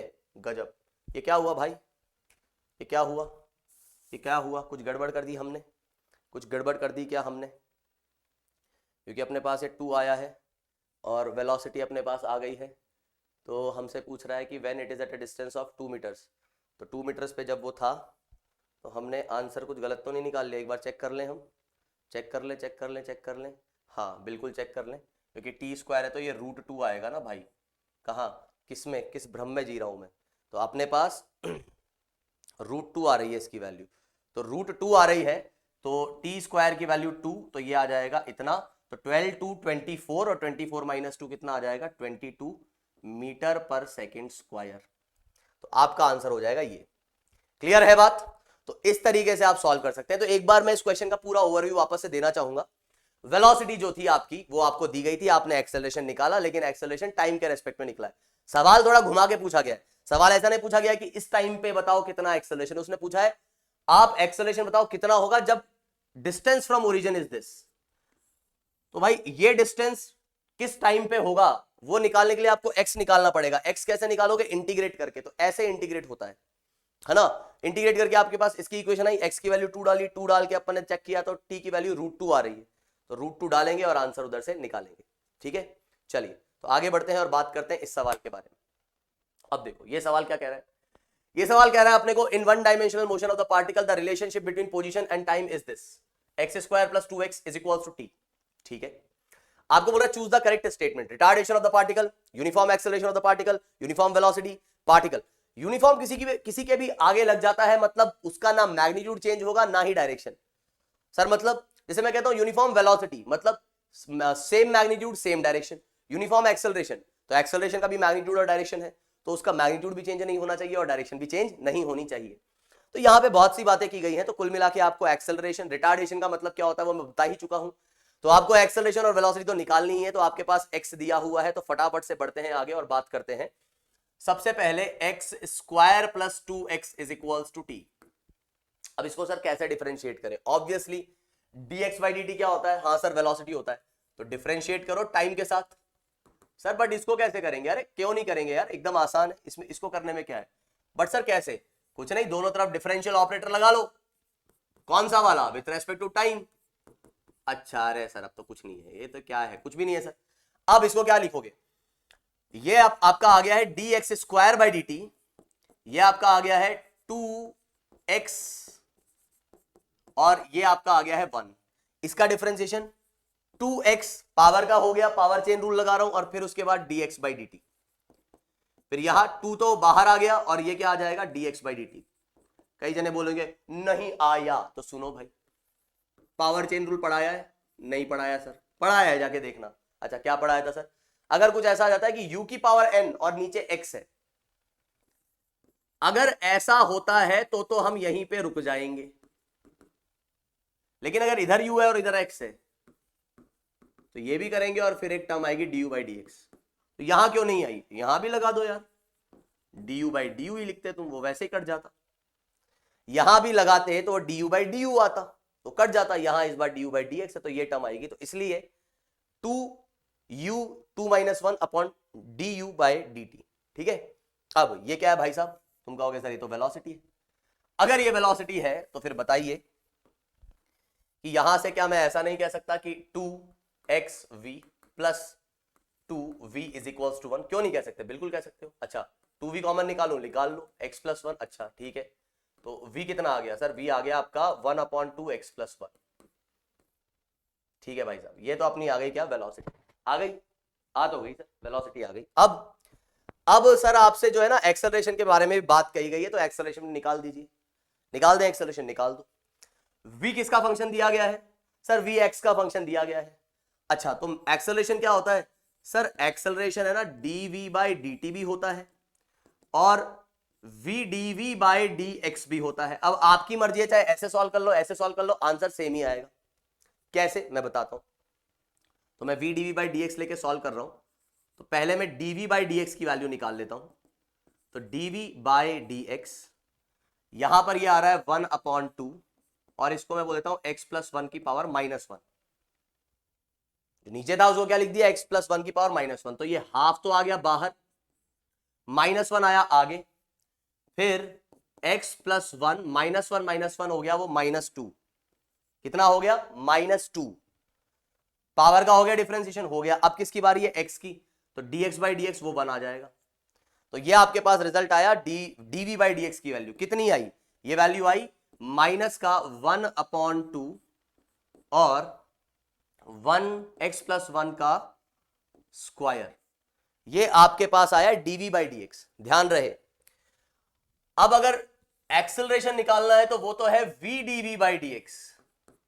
तो v कितना था? v था 1/2 x प्लस 1 और v dv बाई dx कितना है? वो आ रहा है 1/2 x प्लस 1 का स्क्वायर विद नेगेटिव साइन। तो ये कितना आ जाएगा? ये आ जाएगा माइनस का 1/4 और x प्लस 1 का क्यूब। अब आप यहां से साफ देख सकते हैं, आप यहां से साफ देख सकते हैं कि आपकी वेलोसिटी क्या आई थी? वेलोसिटी आई थी इतनी, आई थी? हाँ सर आई तो थी। अच्छा तो 1/x प्लस 1 जो है उसको मैं क्या लिख सकता हूं? 1/, ये चीज, ये आ जाएगा 2v। तो क्या यहां पर इस चीज का क्यूब, इसको मैं 2v का क्यूब लिख सकता हूं? बिल्कुल लिख सकते हो। तो साफ दिख रहा है आपको कि एक्सेलरेशन इज माइनस का 4v क्यूब, जो कि अगर वेलोसिटी पॉजिटिव है तो एक्सेलरेशन नेगेटिव आएगा, वेलोसिटी अगर नेगेटिव है तो एक्सेलरेशन पॉजिटिव आएगा, मतलब रिटार्डेशन। यहां पर साफ दिख रहा है कि ये रिटार्डेशन है। सर ऐसे तो नहीं समझ में आ रहा, कोई बात नहीं, आप ये इससे बिना इसके ही चेक कर लो। x कैसा दिया गया है? x आपको दिया गया है ग्रेटर देन 0। अच्छा सर तो x अगर ग्रेटर देन 0 है तो क्या आपकी velocity always greater than zero है? For x greater than zero velocity is greater than zero. But क्यों? क्योंकि x नेगेटिव आ ही नहीं सकता यार, यहां पे x जो है जीरो से बड़ा है, तो ये पॉजिटिव ही रहेगा, 1 प्लस समथिंग इज पॉजिटिव। अब ये चीज भी पॉजिटिव है लेकिन एक नेगेटिव साइन है, तो आपका एक्सेलरेशन कैसा आ रहा है? एक्सेलरेशन आ रहा है नेगेटिव। तो yes there is a retardation. तो अगर आप अब ऑप्शंस को देखें तो ऑप्शंस में आपको क्या दिख रहा है कि retardation of the particle is इतना, बिल्कुल सही। जब रिटार्डेशन कह दिया तो ऐसा मत बोला सर वहां पे माइनस साइन भी था, आपके में माइनस साइन नहीं है। भाई ये मैग्नीट्यूड बोल दिया इसने और ये रिटार्डेशन कह दिया, अपने आप बता रहा ना माइनस क्या रिप्रेजेंट करेगा? माइनस रिप्रेजेंट कर रहा है कि retardation is opposite to, sorry acceleration is opposite to velocity. तो उसको मैं ऐसे भी कह सकता हूं कि वो रिटार्डेशन है, सही बात है। यूनिफॉर्म एक्सेलरेशन गलत, एक्सेलरेशन तो नॉन यूनिफॉर्म है। कैसे पता लगा सर नॉन यूनिफॉर्म है? मेरे भाई एक्सेलरेशन की वैल्यू साफ साफ एक्स पे डिपेंड कर रही है। अलग अलग वैल्यू ऑफ एक्स के लिए एक्सेलरेशन का मैग्नीट्यूड अलग अलग आएगा। अब ऐसा कैसे हो सकता है कि कोई चीज अपने मैग्नीट्यूड को चेंज कर रही है और उसको मैं यूनिफॉर्म बोल दूं? तो जी नहीं, ये कांस्टेंट वैल्यू नहीं है, इसलिए बी ऑप्शन नहीं होगा। कहां चले गए? तीसरा यूनिफॉर्म वेलोसिटी, वो तो पॉसिबल ही नहीं है। वेलोसिटी भी यूनिफॉर्म कैसे हो सकती है जब वेलोसिटी का फॉर्मूला अपने पास कितना आया है? वेलोसिटी का फॉर्मूला आया है अपने पास 1/2x+1। तो अलग अलग x के लिए वेलोसिटी भी अलग अलग है, तो ये भी गलत है। Particle as a variable acceleration of 4t+x, particle as a variable acceleration of 4t+x। अब ये कैसे करेंगे? अब ये चेक करने के लिए मैं तुम्हें होमवर्क दे रहा हूं। ये तरीका क्या रहेगा इसका? आपको velocity as a function of time चाहिए, है ना? अरे कह रही इसमें जरूरत ही नहीं है, सॉरी हटाओ, जरूरत ही नहीं है। अच्छा देखो, वेलोसिटी ये x की वैल्यू है, क्या x की वैल्यू को तुम टाइम के टर्म्स में रखकर ये कुछ ला सकते हो? चेक करो, क्या तुम ऐसा कुछ ला सकते हो? तुम बोलोगे सर पता नहीं, मतलब मैं अगर ऐसा सोचूं कि हाँ यार श्रीधर आचार्य फार्मूला भी अगर मैं लगा लूं कि x इज इक्वल्स टू कितना भाई, वो -b plus minus b square, b square कितना आ जाएगा 4, -2ac, तो b square minus 4ac, sorry b square minus 4ac, तो ये अपने पास कुछ मामला आ जाएगा अपॉन 2a। तो भी सर x की value in terms of time linear function नहीं दिख रहा है, रूट में आ रहा है कुछ, तो बिल्कुल ये यहां पर this is a wrong option. x जो है t के टर्म्स में आपका एक लीनियर फंक्शन नहीं आ रहा है, तो यहां सॉल्व करोगे तो कुछ ये रिजल्ट नहीं आ पाएगा। तो only and only this option is correct. Clear है ये बात? उम्मीद है बात समझ में आई होगी। तो बढ़ते हैं हम आगे, ठीक है? तो अभी हम कुछ और क्वेश्चंस देखते हैं, सिंपल वाले सवाल हैं, टाइम देख लेते हैं। ओके, तो यहां पर आपको दिया गया है कि mark the correct statement for particle going in a straight line. एक पार्टिकल जो है वो स्ट्रेट लाइन में जा रहा है और आपको कुछ करेक्ट स्टेटमेंट्स मार्क करने हैं। तो बोल रहा है if v and a has opposite sign object is slowing down. सोचो भाई, जी हां बिल्कुल रिटार्डेशन होगा। If x and v have opposite sign the particle is moving towards origin. देख लेते, ये रही अपनी ओरिजिन। तो कह रहा है कि x अगर पॉजिटिव है, x पॉजिटिव है तो वेलोसिटी आपको नेगेटिव कही गई है, नेगेटिव मतलब इस डायरेक्शन में होगी, और x अगर नेगेटिव है तो वेलोसिटी आपको पॉजिटिव कही गई है, अपोजिट साइन कहे गए हैं। तो क्या ये दोनों केसेस में ओरिजिन की तरफ जा रहा है? जी हां। अब बताओ इस चीज में कहीं कोई दिक्कत है क्या समझने में? एकदम आसान है यार, कुछ है ही नहीं इसमें। जो कह रहा है वही मैं कर रहा हूं। फिजिक्स के अंदर जो आपको कहे वही आप करो, आपका आंसर निकलेगा। ठीक है, इस पे आते हैं। If v is a zero at an instant then a should also be zero at that instant। अब इस वाले को कई लोग कैसे सोच लेते हैं वो मैं बताता हूं। जो सी ऑप्शन है ना, वो आपको ये कह रहा है कि अगर v 0 है तो आपका a भी 0 होगा। ये जरूरी नहीं है, this is a false statement. अगर v 0 है तो a कैन बी 0, 0 हो सकता है, हमेशा नहीं, और a can be non zero, non zero भी हो सकता है। अब तुम बोलोगे बात समझ नहीं आई सर हमें, और ये कौन बच्चे बोलेंगे? जो सोच रहे होंगे कि a का फॉर्मूला होता है v dv/ds। अब जो बच्चे नहीं सोच रहे होंगे वो भी बोलेंगे अरे हाँ फिर तो ये सही होना चाहिए, v की वैल्यू 0 रखो सर, v की वैल्यू 0 रखूंगा तो a 0 आ जाएगा। नहीं, क्यों? अगर मान लीजिए आप इसको सॉल्व करते हैं और dv/ds जो है वो आपका कुछ ऐसी वैल्यू आ जाती है कि जो कि ऐसा कुछ आ रहा है कि 2/v³ और ऊपर v, मतलब या कुछ ऐसा ही आ जाए कि कांस्टेंट अपॉन 2/v। तो ये v से तो v कट गया। अरे सर लेकिन 0 से 0 कैसे काट दिया, आप भूल गए क्या? v तो 0 है, v 0 है तो v से v आप नहीं काट सकते। अरे रुको एक मिनट, मुझे भी पता है, रुको तो सही। मान लो एक बार वो कट गए तो क्या ये एक कांस्टेंट वैल्यू नहीं आ गई? हाँ आ तो गई, लेकिन सर अभी भी v तो 0 था, तो 0 से 0 थोड़ी ना काट सकते हो सर।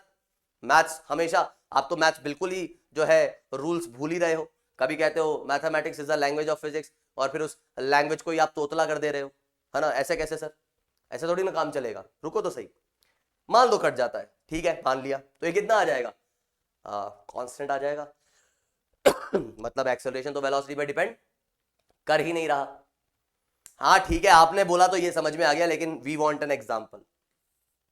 चलिए एग्जांपल लेते हैं, एक एग्जांपल लेते हैं। एग्जाम्पल के तौर पे मैंने मान लीजिए आपसे कहा कुछ भी, और ये एग्जाम्पल भी मैं एक इंपॉर्टेंट एग्जाम्पल ले रहा हूं, है ना? मान लीजिए मैंने कहा कि वेलोसिटी है आपकी 2x + 3, ठीक है? वेलोसिटी कितनी होगी आपकी? 2x + 3, ax + b, ठीक। या फिर ऐसा क्यों यार, मैं तो कांस्टेंट वाली ही बात कर लेता हूं। अरे कहां गया, अरे भाई इसको क्या हो रहा है? अभी ठीक। तो बहुत सिंपल सा एग्जांपल लेता हूं, अभी मैं इंपॉर्टेंट एग्जांपल ले रहा, मैं बहुत ही बेसिक एग्जांपल ले रहा हूं। वेलोसिटी है आपकी 2t + 3। अच्छा 2t + 3, ठीक है सर। अच्छा चलो 2t -3 ले लेते हैं यार, 2t - 3, 2t - 4 ले लेते हैं और लो, ठीक है? मैं पूछूं यार बताना वेलोसिटी कब 0 है? Velocity at 0 at which time? तुम बोलोगे sir velocity is 0 at t = 2 seconds, velocity 0 होगी, ठीक है? वैल्यू 2 डालो, वेलोसिटी 0 आ जाएगी। अच्छा मैंने पूछा यार इधर जरा एक्सेलरेशन निकालना, तुम बोलोगे एक्सेलरेशन वो आ गया सर 2। अच्छा 2 मतलब सर, 2 मतलब 2 कहां पे सर? हर टाइम पे। क्यों सर? क्योंकि यहां पे टाइम तो आ ही नहीं रहा।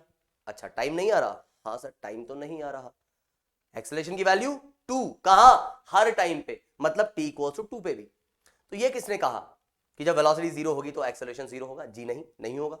हाँ लेकिन अगर कुछ ऐसा आ जाता है, मान लीजिए कि एक्सेलरेशन सच में आपके पास कुछ ऐसा आ जाए कि 2v², ये आपकी फाइनल इक्वेशन, अब कोई बोले वेलोसिटी 0 है तो एक्सेलरेशन 0 होगा। तो डिपेंड करता है आपकी इक्वेशन कैसी आ रही है। आपकी इक्वेशन कैसी आ रही है।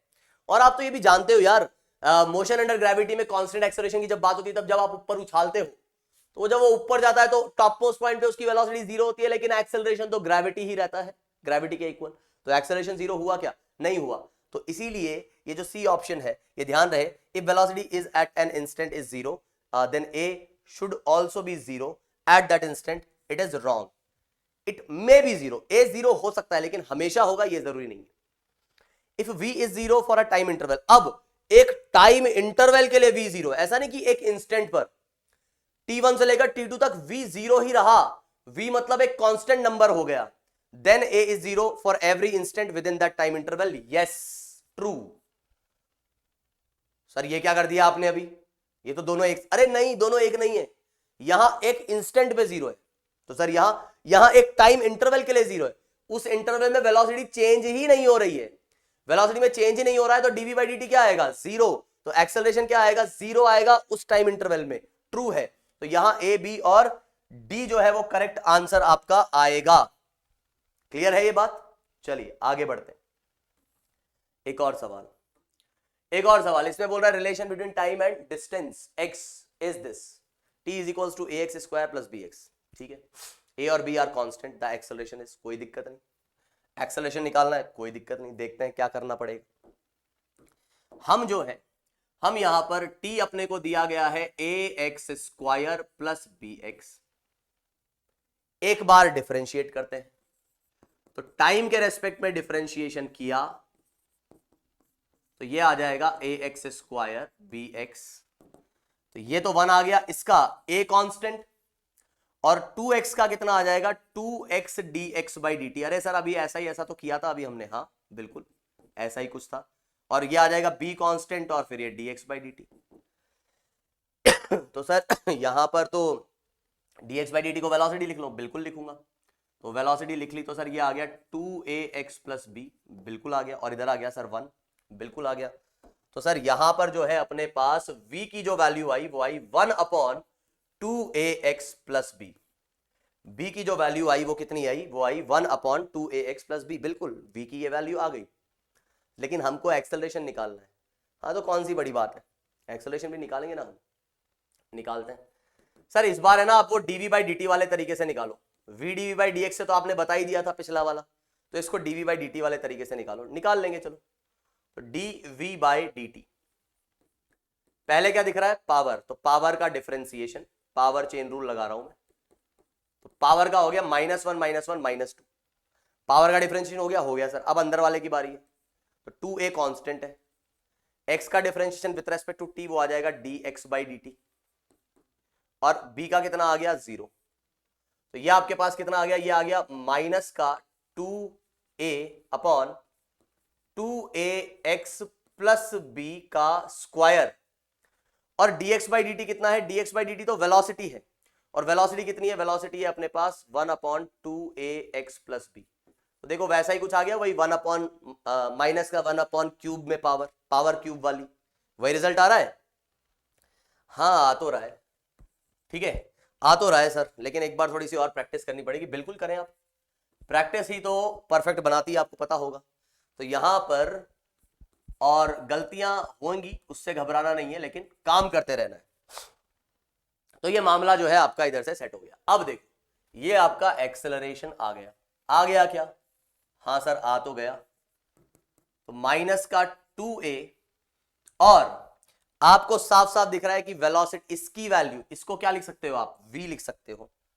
तो इसको मैंने, ये जो ऐसा लिखा हुआ था इसको मैंने क्या मान लिया, इसको मैंने v मान लिया।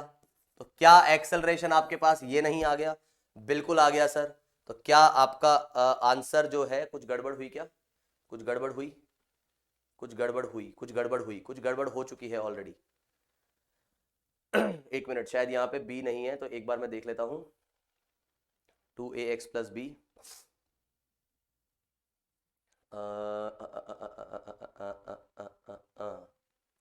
हाँ तो यहाँ ये एक्चुअली है ना b नहीं है इधर, है ना, इसको b को हटाते हैं हम। एक बार मैं फिर भी दोबारा देख लेता हूँ, ऐसा होना तो नहीं चाहिए, क्योंकि इसको जब मैं डिफरेंशिएट करूंगा तो 2a आएगा, और इधर से ये b, तो ये 2ab तो इधर चले गया। अब v की वैल्यू ये हो चुकी है, b की वैल्यू ये हो चुकी है, और इसको जब मैं डिफरेंशिएट करूंगा तो मुझे 2a ही निकल के आएगा बाहर से। हाँ तो यहाँ एक्चुअली में थोड़े से b मैंने गलती से लगा रखे, तो ये b मैं हटा देता हूँ, है ना। तो आंसर जो आपका आएगा वो कितना आ जाएगा, आंसर आ जाएगा 2a v³ माइनस साइन के साथ, ठीक है। थोड़ा सा ऑप्शन में गलत ये छाप दिया है मैंने, ठीक है, तो छापने में गलती हो गई।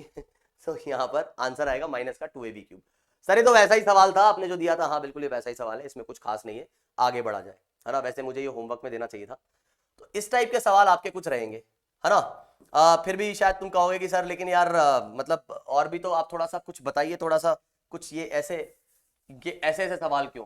अब यार अब तो फिर बाकी फिर वो इजी वाले रहेंगे सर, इजी वाले मतलब इजी वाले यार, वो तो मतलब एकदम बच्चों वाले जो रहेंगे ना, कि तो सर हम भी तो बच्चे ही हैं, हम कौन सा शादी वादी करके हम मतलब अपने पड़ पोते पोतियों को खिला रहे हैं, हम भी बच्चे ही हैं सर। हाँ बात तो सही है, लेकिन मतलब बहुत इजी वाले क्वेश्चन, जैसे अब आपको दे दिया कि भाई ये x है x4t³ minus 3t square plus मान लो t प्लस 4। अब आपसे बोले वेलोसिटी बताओ, तो वेलोसिटी आ जाएगा 12t square minus 6t plus 1, भाई डिफरेंशिएट कर दो। एक्सेलरेशन बताओ, तो एक्सेलरेशन आ जाएगा 24t माइनस 6। अब जिस टाइम पे तुम्हें वेलोसिटी चाहिए वो टाइम बट को वेलोसिटी निकालो, जिस टाइम पे तुम्हें एक्सेलरेशन चाहिए वो टाइम बट को एक्सेलरेशन निकालो। अच्छा सर एवरेज वेलोसिटी कैसे निकालेंगे, सिंपल, एवरेज वेलोसिटी का फॉर्मूला रहेगा x final minus x initial upon delta T.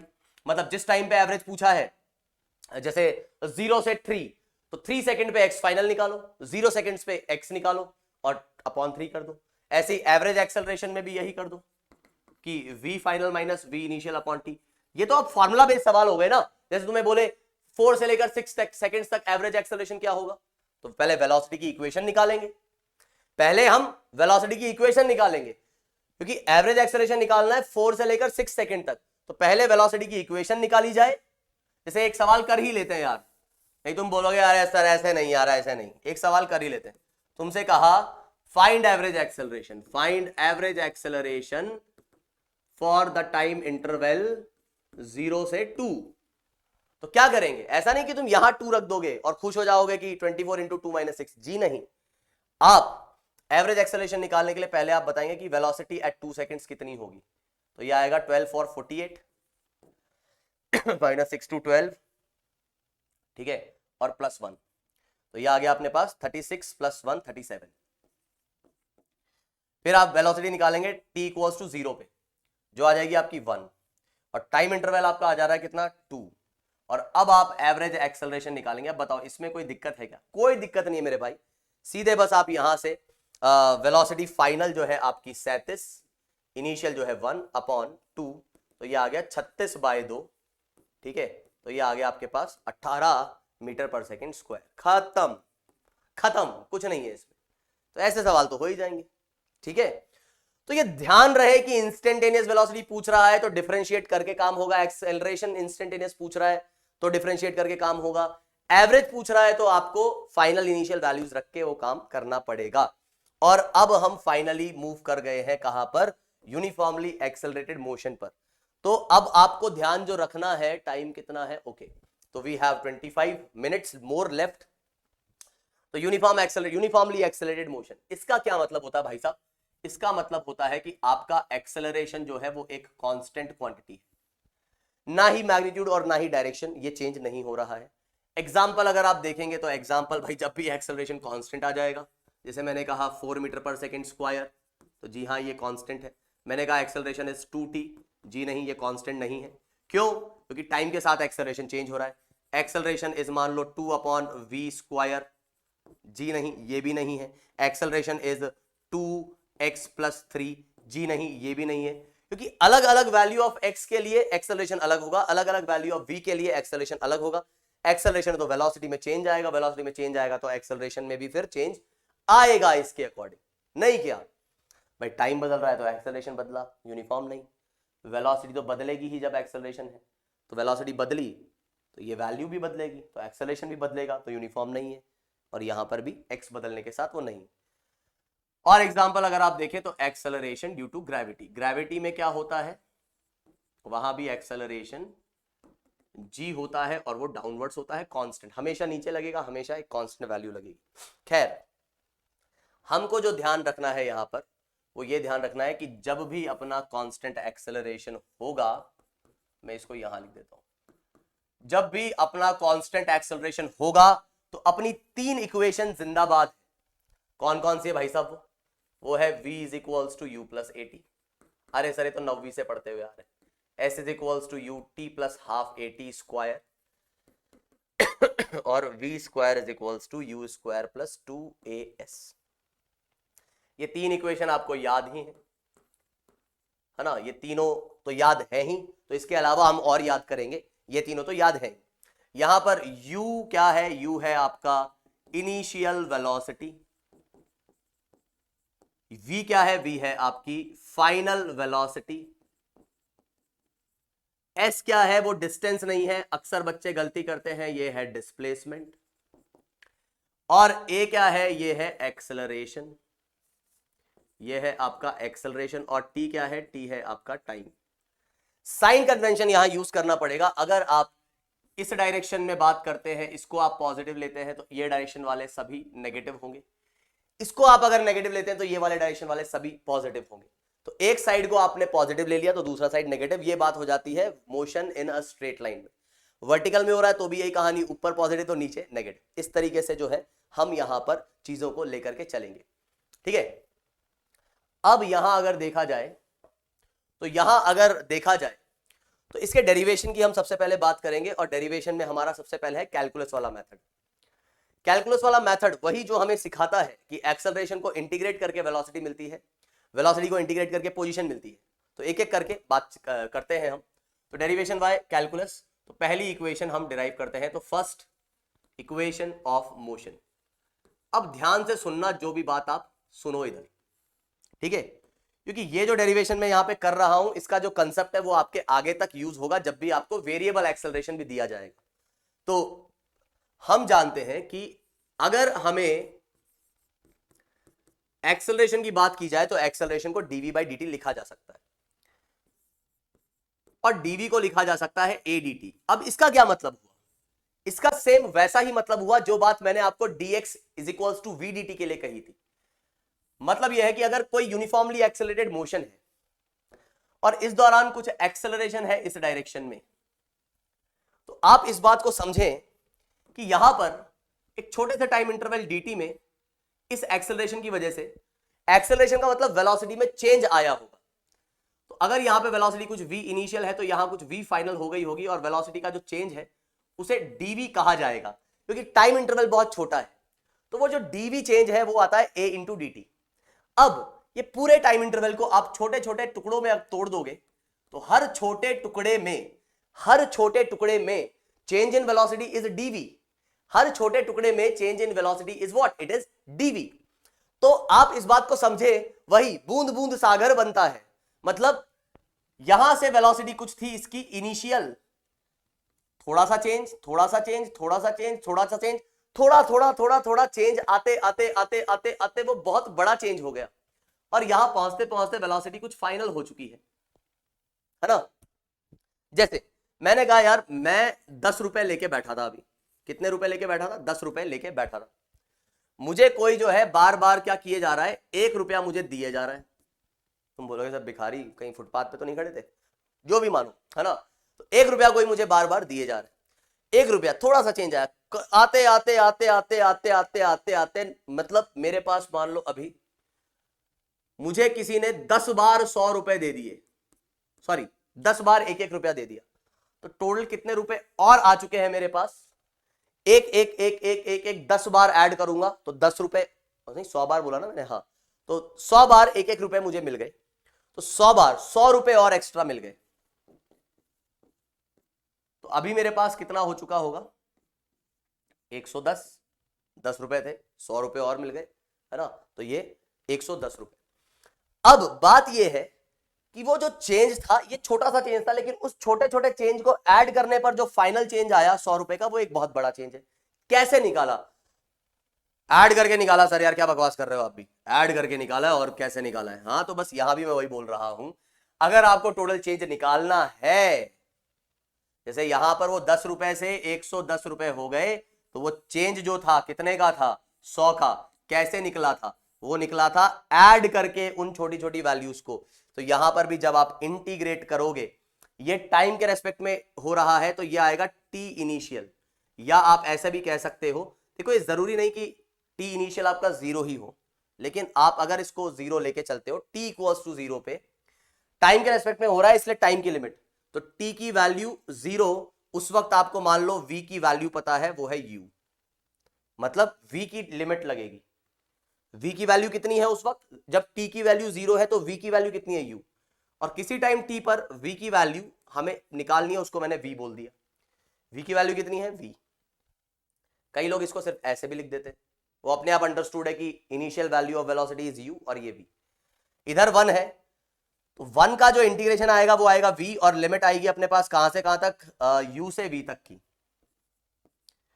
a constant quantity है, बाहर आ जाएगा, अंदर भी 1 आ रहा है, तो 1 का इंटीग्रेशन आ जाएगा t, क्योंकि यहां t के रेस्पेक्ट में हो रहा है, इधर v के रेस्पेक्ट में था इसलिए v, इधर t के रेस्पेक्ट में इसलिए t, और ये 0 से t, तो यह आ जाएगा v minus u is equals to at।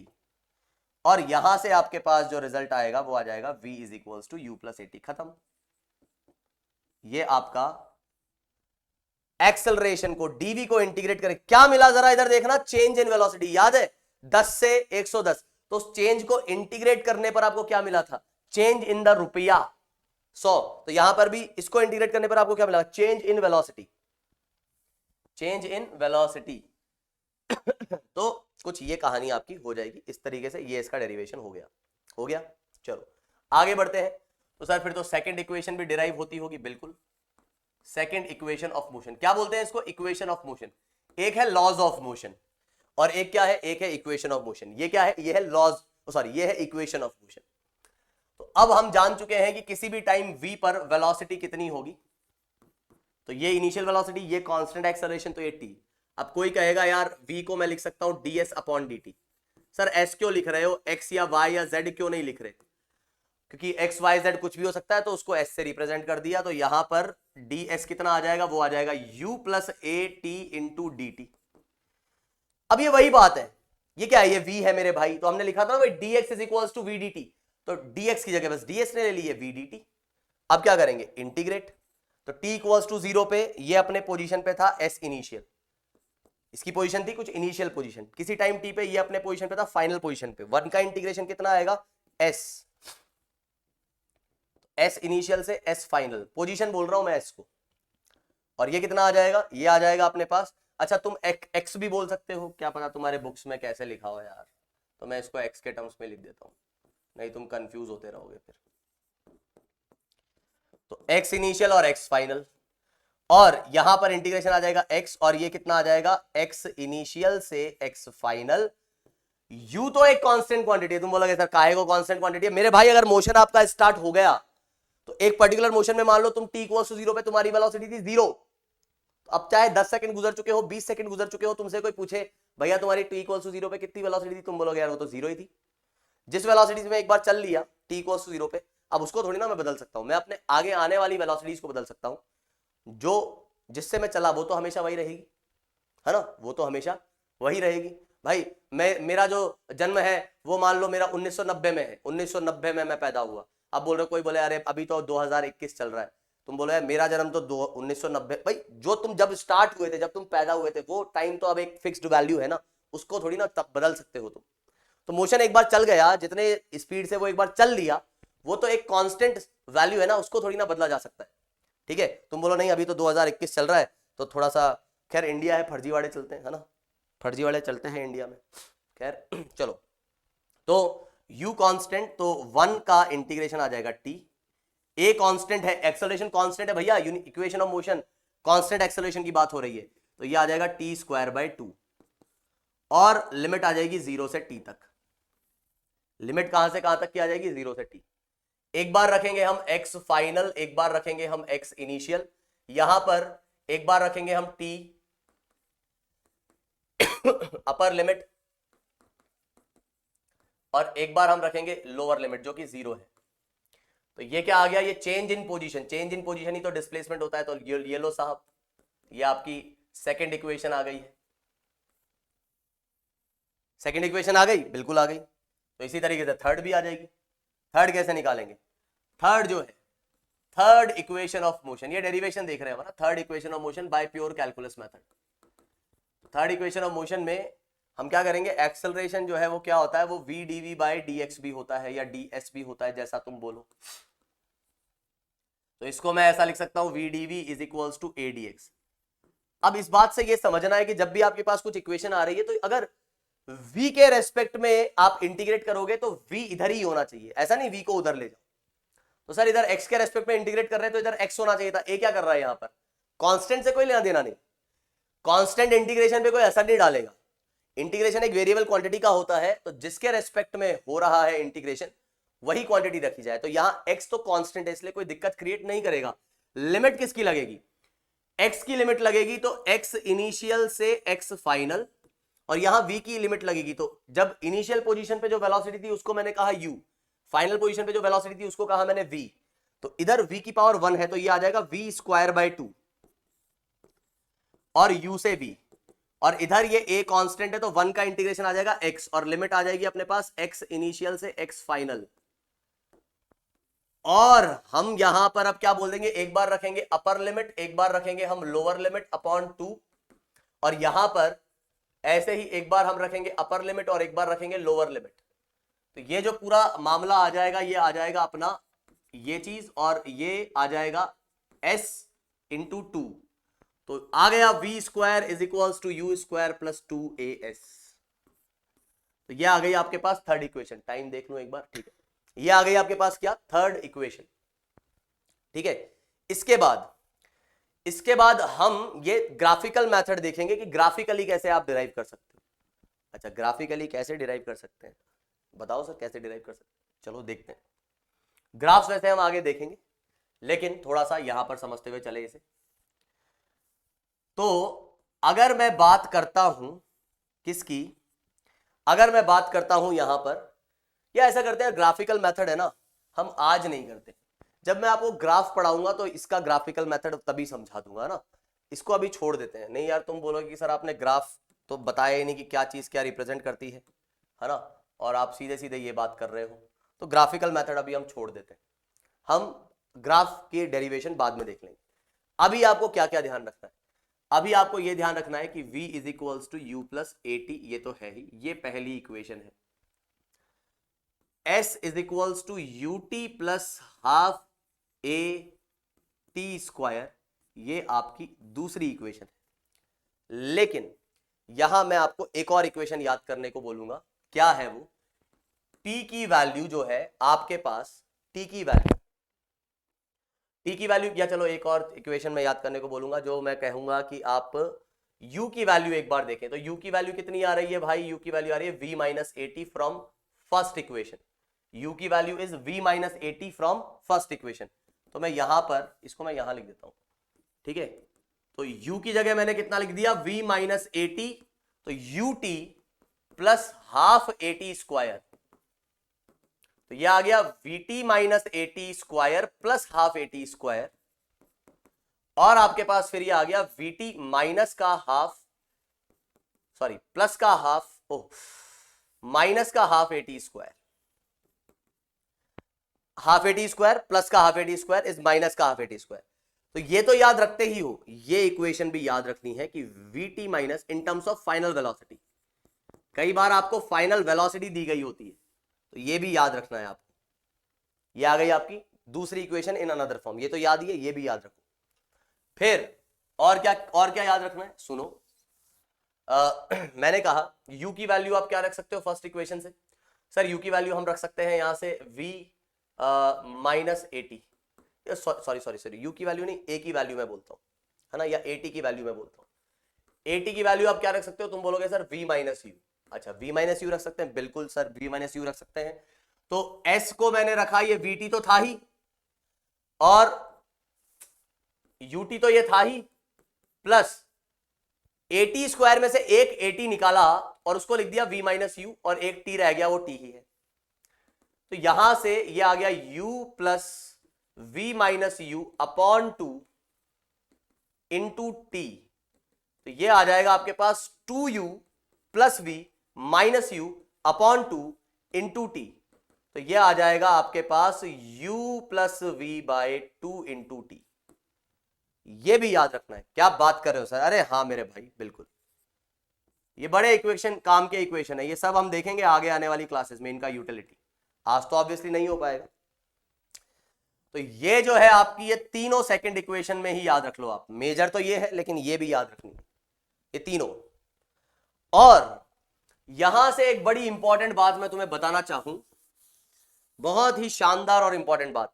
किसी ने कहा कांस्टेंट एक्सेलरेशन जब है तो एवरेज वेलोसिटी कैसे निकालोगे, तो मैंने कहा यार एवरेज वेलोसिटी निकालेंगे total displacement upon total time. किसी ने कहा अरे भाई इधर देख जरा, मैंने कहा हाँ दिखाओ, total displacement upon total time, तो तेरी क्या आ गई, ये तो u प्लस वी बाई 2 आ गई। क्या बात है, बहुत शानदार। तो एक रिजल्ट और मुझे पता लगा, क्या, कि एवरेज वेलोसिटी अगर मुझे निकालनी है और कांस्टेंट एक्सेलरेशन दे रखा है, तो तुम्हें सिर्फ और सिर्फ मतलब होना चाहिए इनिशियल और फाइनल स्पीड से, बस अपॉन 2 कर दो, काम खत्म। तो ये याद रखना, बड़ा इंपॉर्टेंट रिजल्ट है भाई, इंपॉर्टेंट है ये, एवरेज वेलोसिटी निकालने का, u प्लस वी बाई 2। और फिर थर्ड इक्वेशन तो तुम्हारी जिंदाबाद है ही, कि v square equals to u square plus 2as, ये तीसरी इक्वेशन आ गई। इसके बाद एक और होता है displacement in nth second, displacement in nth second, उसको भी देख ही लेते हैं यार, डिस्प्लेसमेंट इन nth सेकेंड, ठीक है। तो डिस्प्लेसमेंट इन nth सेकेंड ये क्या कहता है, तो डिस्प्लेसमेंट इन nth सेकेंड, इसका मतलब क्या होता है, इसका मतलब ये होता है कि मान लो आप चले t इक्वल्स टू 0 से। ये पहला सेकंड, ये दूसरा सेकंड, ये तीसरा सेकंड, ये चौथा सेकंड। पहले सेकंड में चला गया डिस्प्लेसमेंट, ये कहा जाएगा। एक तो कहा जाएगा डिस्प्लेसमेंट इन 2 सेकंड्स, ध्यान से सुनना, ठीक है। एक तो मैं बोल रहा हूं कि डिस्प्लेसमेंट इन 2 सेकंड, और एक आपसे पूछा जाए कि डिस्प्लेसमेंट इन सेकंड सेकंड। अच्छा, 2 के लिए थोड़ा सा कंफ्यूज हो गए होंगे, तो ऐसा करते हैं, मान लो आपसे मैं बोलूं कि डिस्प्लेसमेंट इन 3rd सेकंड और displacement in 3 seconds. Displacement in 3 seconds का मतलब है 0 से 3। डिस्प्लेसमेंट इन 3 सेकंड्स का मतलब है 0 से 3 कितना डिस्प्लेसमेंट हुआ, और डिस्प्लेसमेंट इन 3rd सेकंड का मतलब ये है डिस्प्लेसमेंट इन 3 सेकंड्स, और ये है displacement in 3rd second. 3rd second मतलब 2 से लेकर 3, 4th सेकंड मतलब 3 से लेकर 4। तो अगर कोई आपसे कहता है डिस्प्लेसमेंट इन nth सेकंड, क्या कहता है कोई आपसे, डिस्प्लेसमेंट इन nth सेकंड, तो वो आपका आ जाएगा Sn तक, nth सेकंड तक जितना चले आप, Sn, और ये n-1, तो Sn-1। तो तीसरे सेकंड में आप क्या बोल रहे थे, 2 से 3 में जो चला, तो nth सेकंड की अगर बात की जाए तो nth सेकंड के लिए आप क्या कहेंगे, आप कहेंगे इतना माइनस इतना। तो अब ध्यान से सुनना, Sn, तो इनिशियल वेलोसिटी थी आपकी u, टाइम कितना गुजर चुका है n, तो टाइम की जगह मैंने रख दिया n plus half a n square. ऐसे ही n-1 में कितना चल चुके होंगे, टाइम की जगह रखूंगा n-1 सेकंड गुजर चुके, तो टाइम की जगह ये रखूंगा, और यहां कितना आ जाएगा n-1 का स्क्वायर। तो डिस्प्लेसमेंट इन nth सेकंड का मतलब होगा Sn-Sn-1, और यहां पर आप रखेंगे un plus half a n square, minus का ये आ जाएगा un-1 plus half a n-1 का स्क्वायर। अब अगर आप यहां से थोड़ा सा और ध्यान दें तो आपको समझ में आएगा कि ये वाली टर्म कौन सी, un और un-1, इसमें से मैंने u कॉमन निकाल लिया, तो अंदर क्या बचा, अंदर बचा n माइनस का n-1, ठीक है। फिर ऐसे ही हाफ ए एन स्क्वायर, और इस चीज में से मैंने हाफ a कॉमन निकाल लिया, तो अंदर क्या बचा, n स्क्वायर और माइनस का n-1 का स्क्वायर। तो आपके पास अब जो रिजल्ट आ रहा है वो कितना आ रहा है, n से n कट जाएगा तो +1 आएगा बस, और इधर से ये जो चीज है इसको मैं लिख सकता हूं x square minus y square. तो x square minus y square मतलब x minus y into x plus y, n से n कट गया, ये 1 ही बचा, तो ये फॉर्मूला आ गया u plus half a n plus n 2n-1। तो ये फॉर्मूला आपको याद रखना, ये डिस्प्लेसमेंट इन nth सेकंड की बात है, तो इसको मैं यहां लिख देता हूं कि एक और इक्वेशन जो आपको याद रखनी है वो रखनी है u plus a by 2n-1। तो 3 तो आपको याद रहती ही है, एक ये और याद रखनी है, एक ये और याद रखनी है, ये भी शायद आपको याद रहती है, और ये भी याद रखनी है। ये सारी फॉर्मूलेज आपको काम में आएंगे, ये याद रखने हैं, इनको भूलना नहीं है, ठीक है। तो ऐसा करते हैं, आज की क्लास हम करते हैं यहीं पे समाप्त। आज की क्लास, या एक सवाल कर ले क्या यार, एक सवाल, एक तो बनता है मेरे हिसाब से ना, एक कोई इजी सा कुछ हो तो देख लेते हैं भाई, कुछ इजी सा दिखे तो। इजी ही डाले थे वैसे मैंने, हाँ, तो ये इजी सा सवाल है, इसको देख लेते हैं। क्या बोल रहा है भाई साहब इधर, ये a car travelling with a speed of 72, तो ये इतने से चल रहा है, तो 72 किलोमीटर पर आवर। तो सबसे पहले तो इसको मीटर पर सेकंड में निपटाओ, तो क्या बताया था, 5/18 से मल्टीप्लाई कर दो, ठीक है। तो क्या ये 4 टाइम्स जा रहा है, जी हाँ, तो ये कितना आ गया, ये आ गया 20 मीटर पर सेकेंड, ठीक है, ये आ गया 20 मीटर पर सेकेंड, ये यू की वैल्यू आ गई। फिर ये कह रहा है डी एक्सेलरेट। अब डी एक्सेलरेशन का मतलब ये है कि स्लो डाउन होना, एक्सेलरेशन अपोजिट डायरेक्शन में होना, मतलब रिटार्डेशन। तो ये ध्यान रखना, रिटार्डेशन और डी एक्सेलरेशन एक ही बात है। तो u को अगर आपने पॉजिटिव बोला है तो a को आप नेगेटिव बोलेंगे और वो आ रहा है 2 मीटर पर सेकेंड स्क्वायर। बोल रहा है the distance it goes before it stops, the time it takes to stop and the distance it travels during the first and the third second. ठीक है, सबसे पहले हम यहां बात कर लेते हैं क्या क्या मुझे पता है। तो सबसे पहले ये पता करो कि क्या क्या पता है। तो u मुझे पता है कितना 20, a मुझे पता है कितना 2 अपोजिट डायरेक्शन में इसलिए ऐसा लिख दिया, और v मुझे पता है कितना 0। अब एक चीज बताओ, यहां से अगर आपसे बस एक चीज पूछता, वैसे पूछी नहीं है लेकिन मान लो पूछता यार एवरेज वेलोसिटी बताना, तो मैं कुछ मेरे को करने की जरूरत नहीं थी। तुम सोचो सर पहले मैं डिस्टेंस निकालूंगा फिर टाइम निकालूंगा, जी नहीं, आप सीधे सीधे u प्लस वी बाय 2 कर देते। क्या आ जाता है यहां से 20 प्लस 0 बाय 2 कितना आ जाता है ये 10। तो ये एवरेज वेलोसिटी अगर पूछता, खैर ये नहीं पूछा है तो ये अलग से मैंने बात बता दी। और तो आपसे पूछ रहा है कि भाई the distance it goes before it stops, कितना चल लेगा वो। चलो तो बात कर लेते हैं। तो अब तुम बोलोगे सर मैं कोई कौन सी इक्वेशन लगाऊं, ut plus half A T square लगाऊं, vt minus half A T square लगाऊं, जो तुम्हारी मर्जी वो लगाऊं। तो पहला मैं क्या लगा रहा हूं, मैं vt minus half A T square लगा देता हूं। सर क्यों यार, कैलकुलेशन इजी पड़ जाएंगी। कैसे, वहां मुझे ut भी कैलकुलेट करना पड़ता, प्लस माइनस करना पड़ता, यहां v 0 है मुझे पता है, v क्या है 0, तो v 0 रख दिया। a कैसा रखूंगा, a क्योंकि नेगेटिव है अपोजिट डायरेक्शन में इसलिए माइनस रखूंगा, तो माइनस का, अच्छा टाइम तो मुझे पता ही नहीं, सॉरी टाइम तो पता ही नहीं यार। तो यहां तो u पता है, v पता है, a पता है, और क्या निकालना है, डिस्टेंस निकालनी है। तो मैं क्या कर लूंगा, थर्ड इक्वेशन लगाऊंगा। सर कैसे पता लग रहा है थर्ड लगाओगे, यार खुद सोचो, u दिया हुआ है, v दिया हुआ है, a दिया हुआ है, ऐसे निकालना है तो यही लगेगा।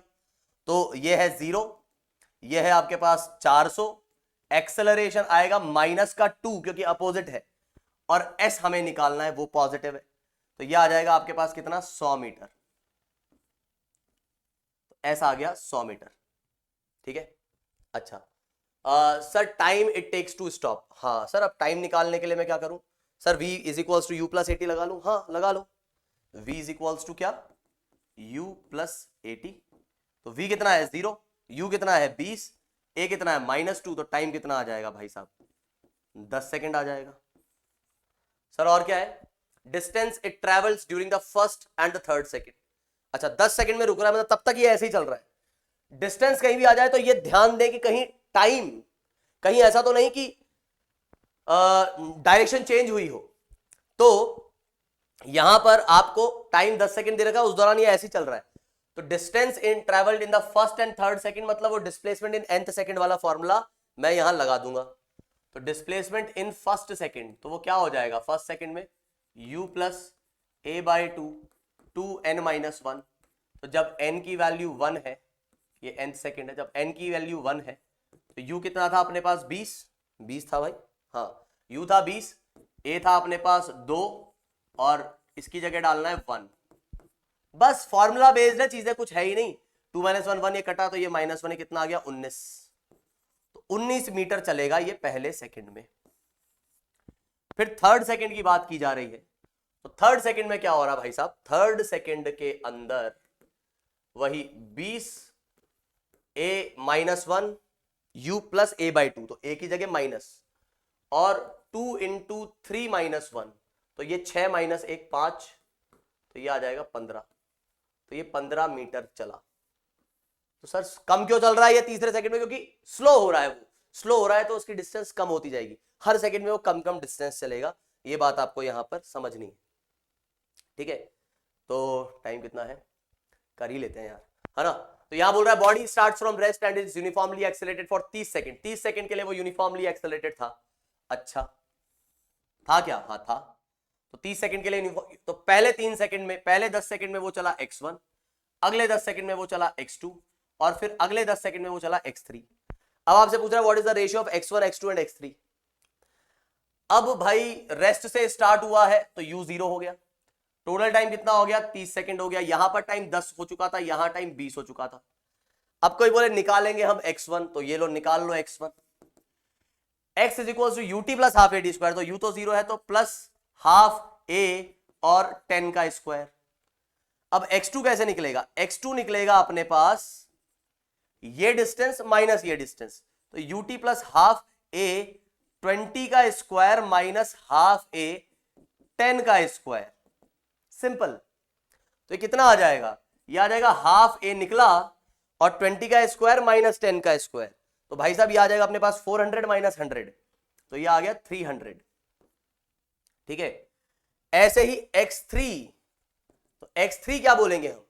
x3 बोलेंगे हम 0 से 30 और 0 से 20, मतलब हाफ a 30 का square ut plus half A T square, यहां तक का डिस्टेंस माइनस यहां तक का डिस्टेंस, तो ये 20 का स्क्वायर, तो ये आ जाएगा हाफ a, तो ये आ गया 900, ये आ गया 400, तो ये आ गया भाई साहब 500।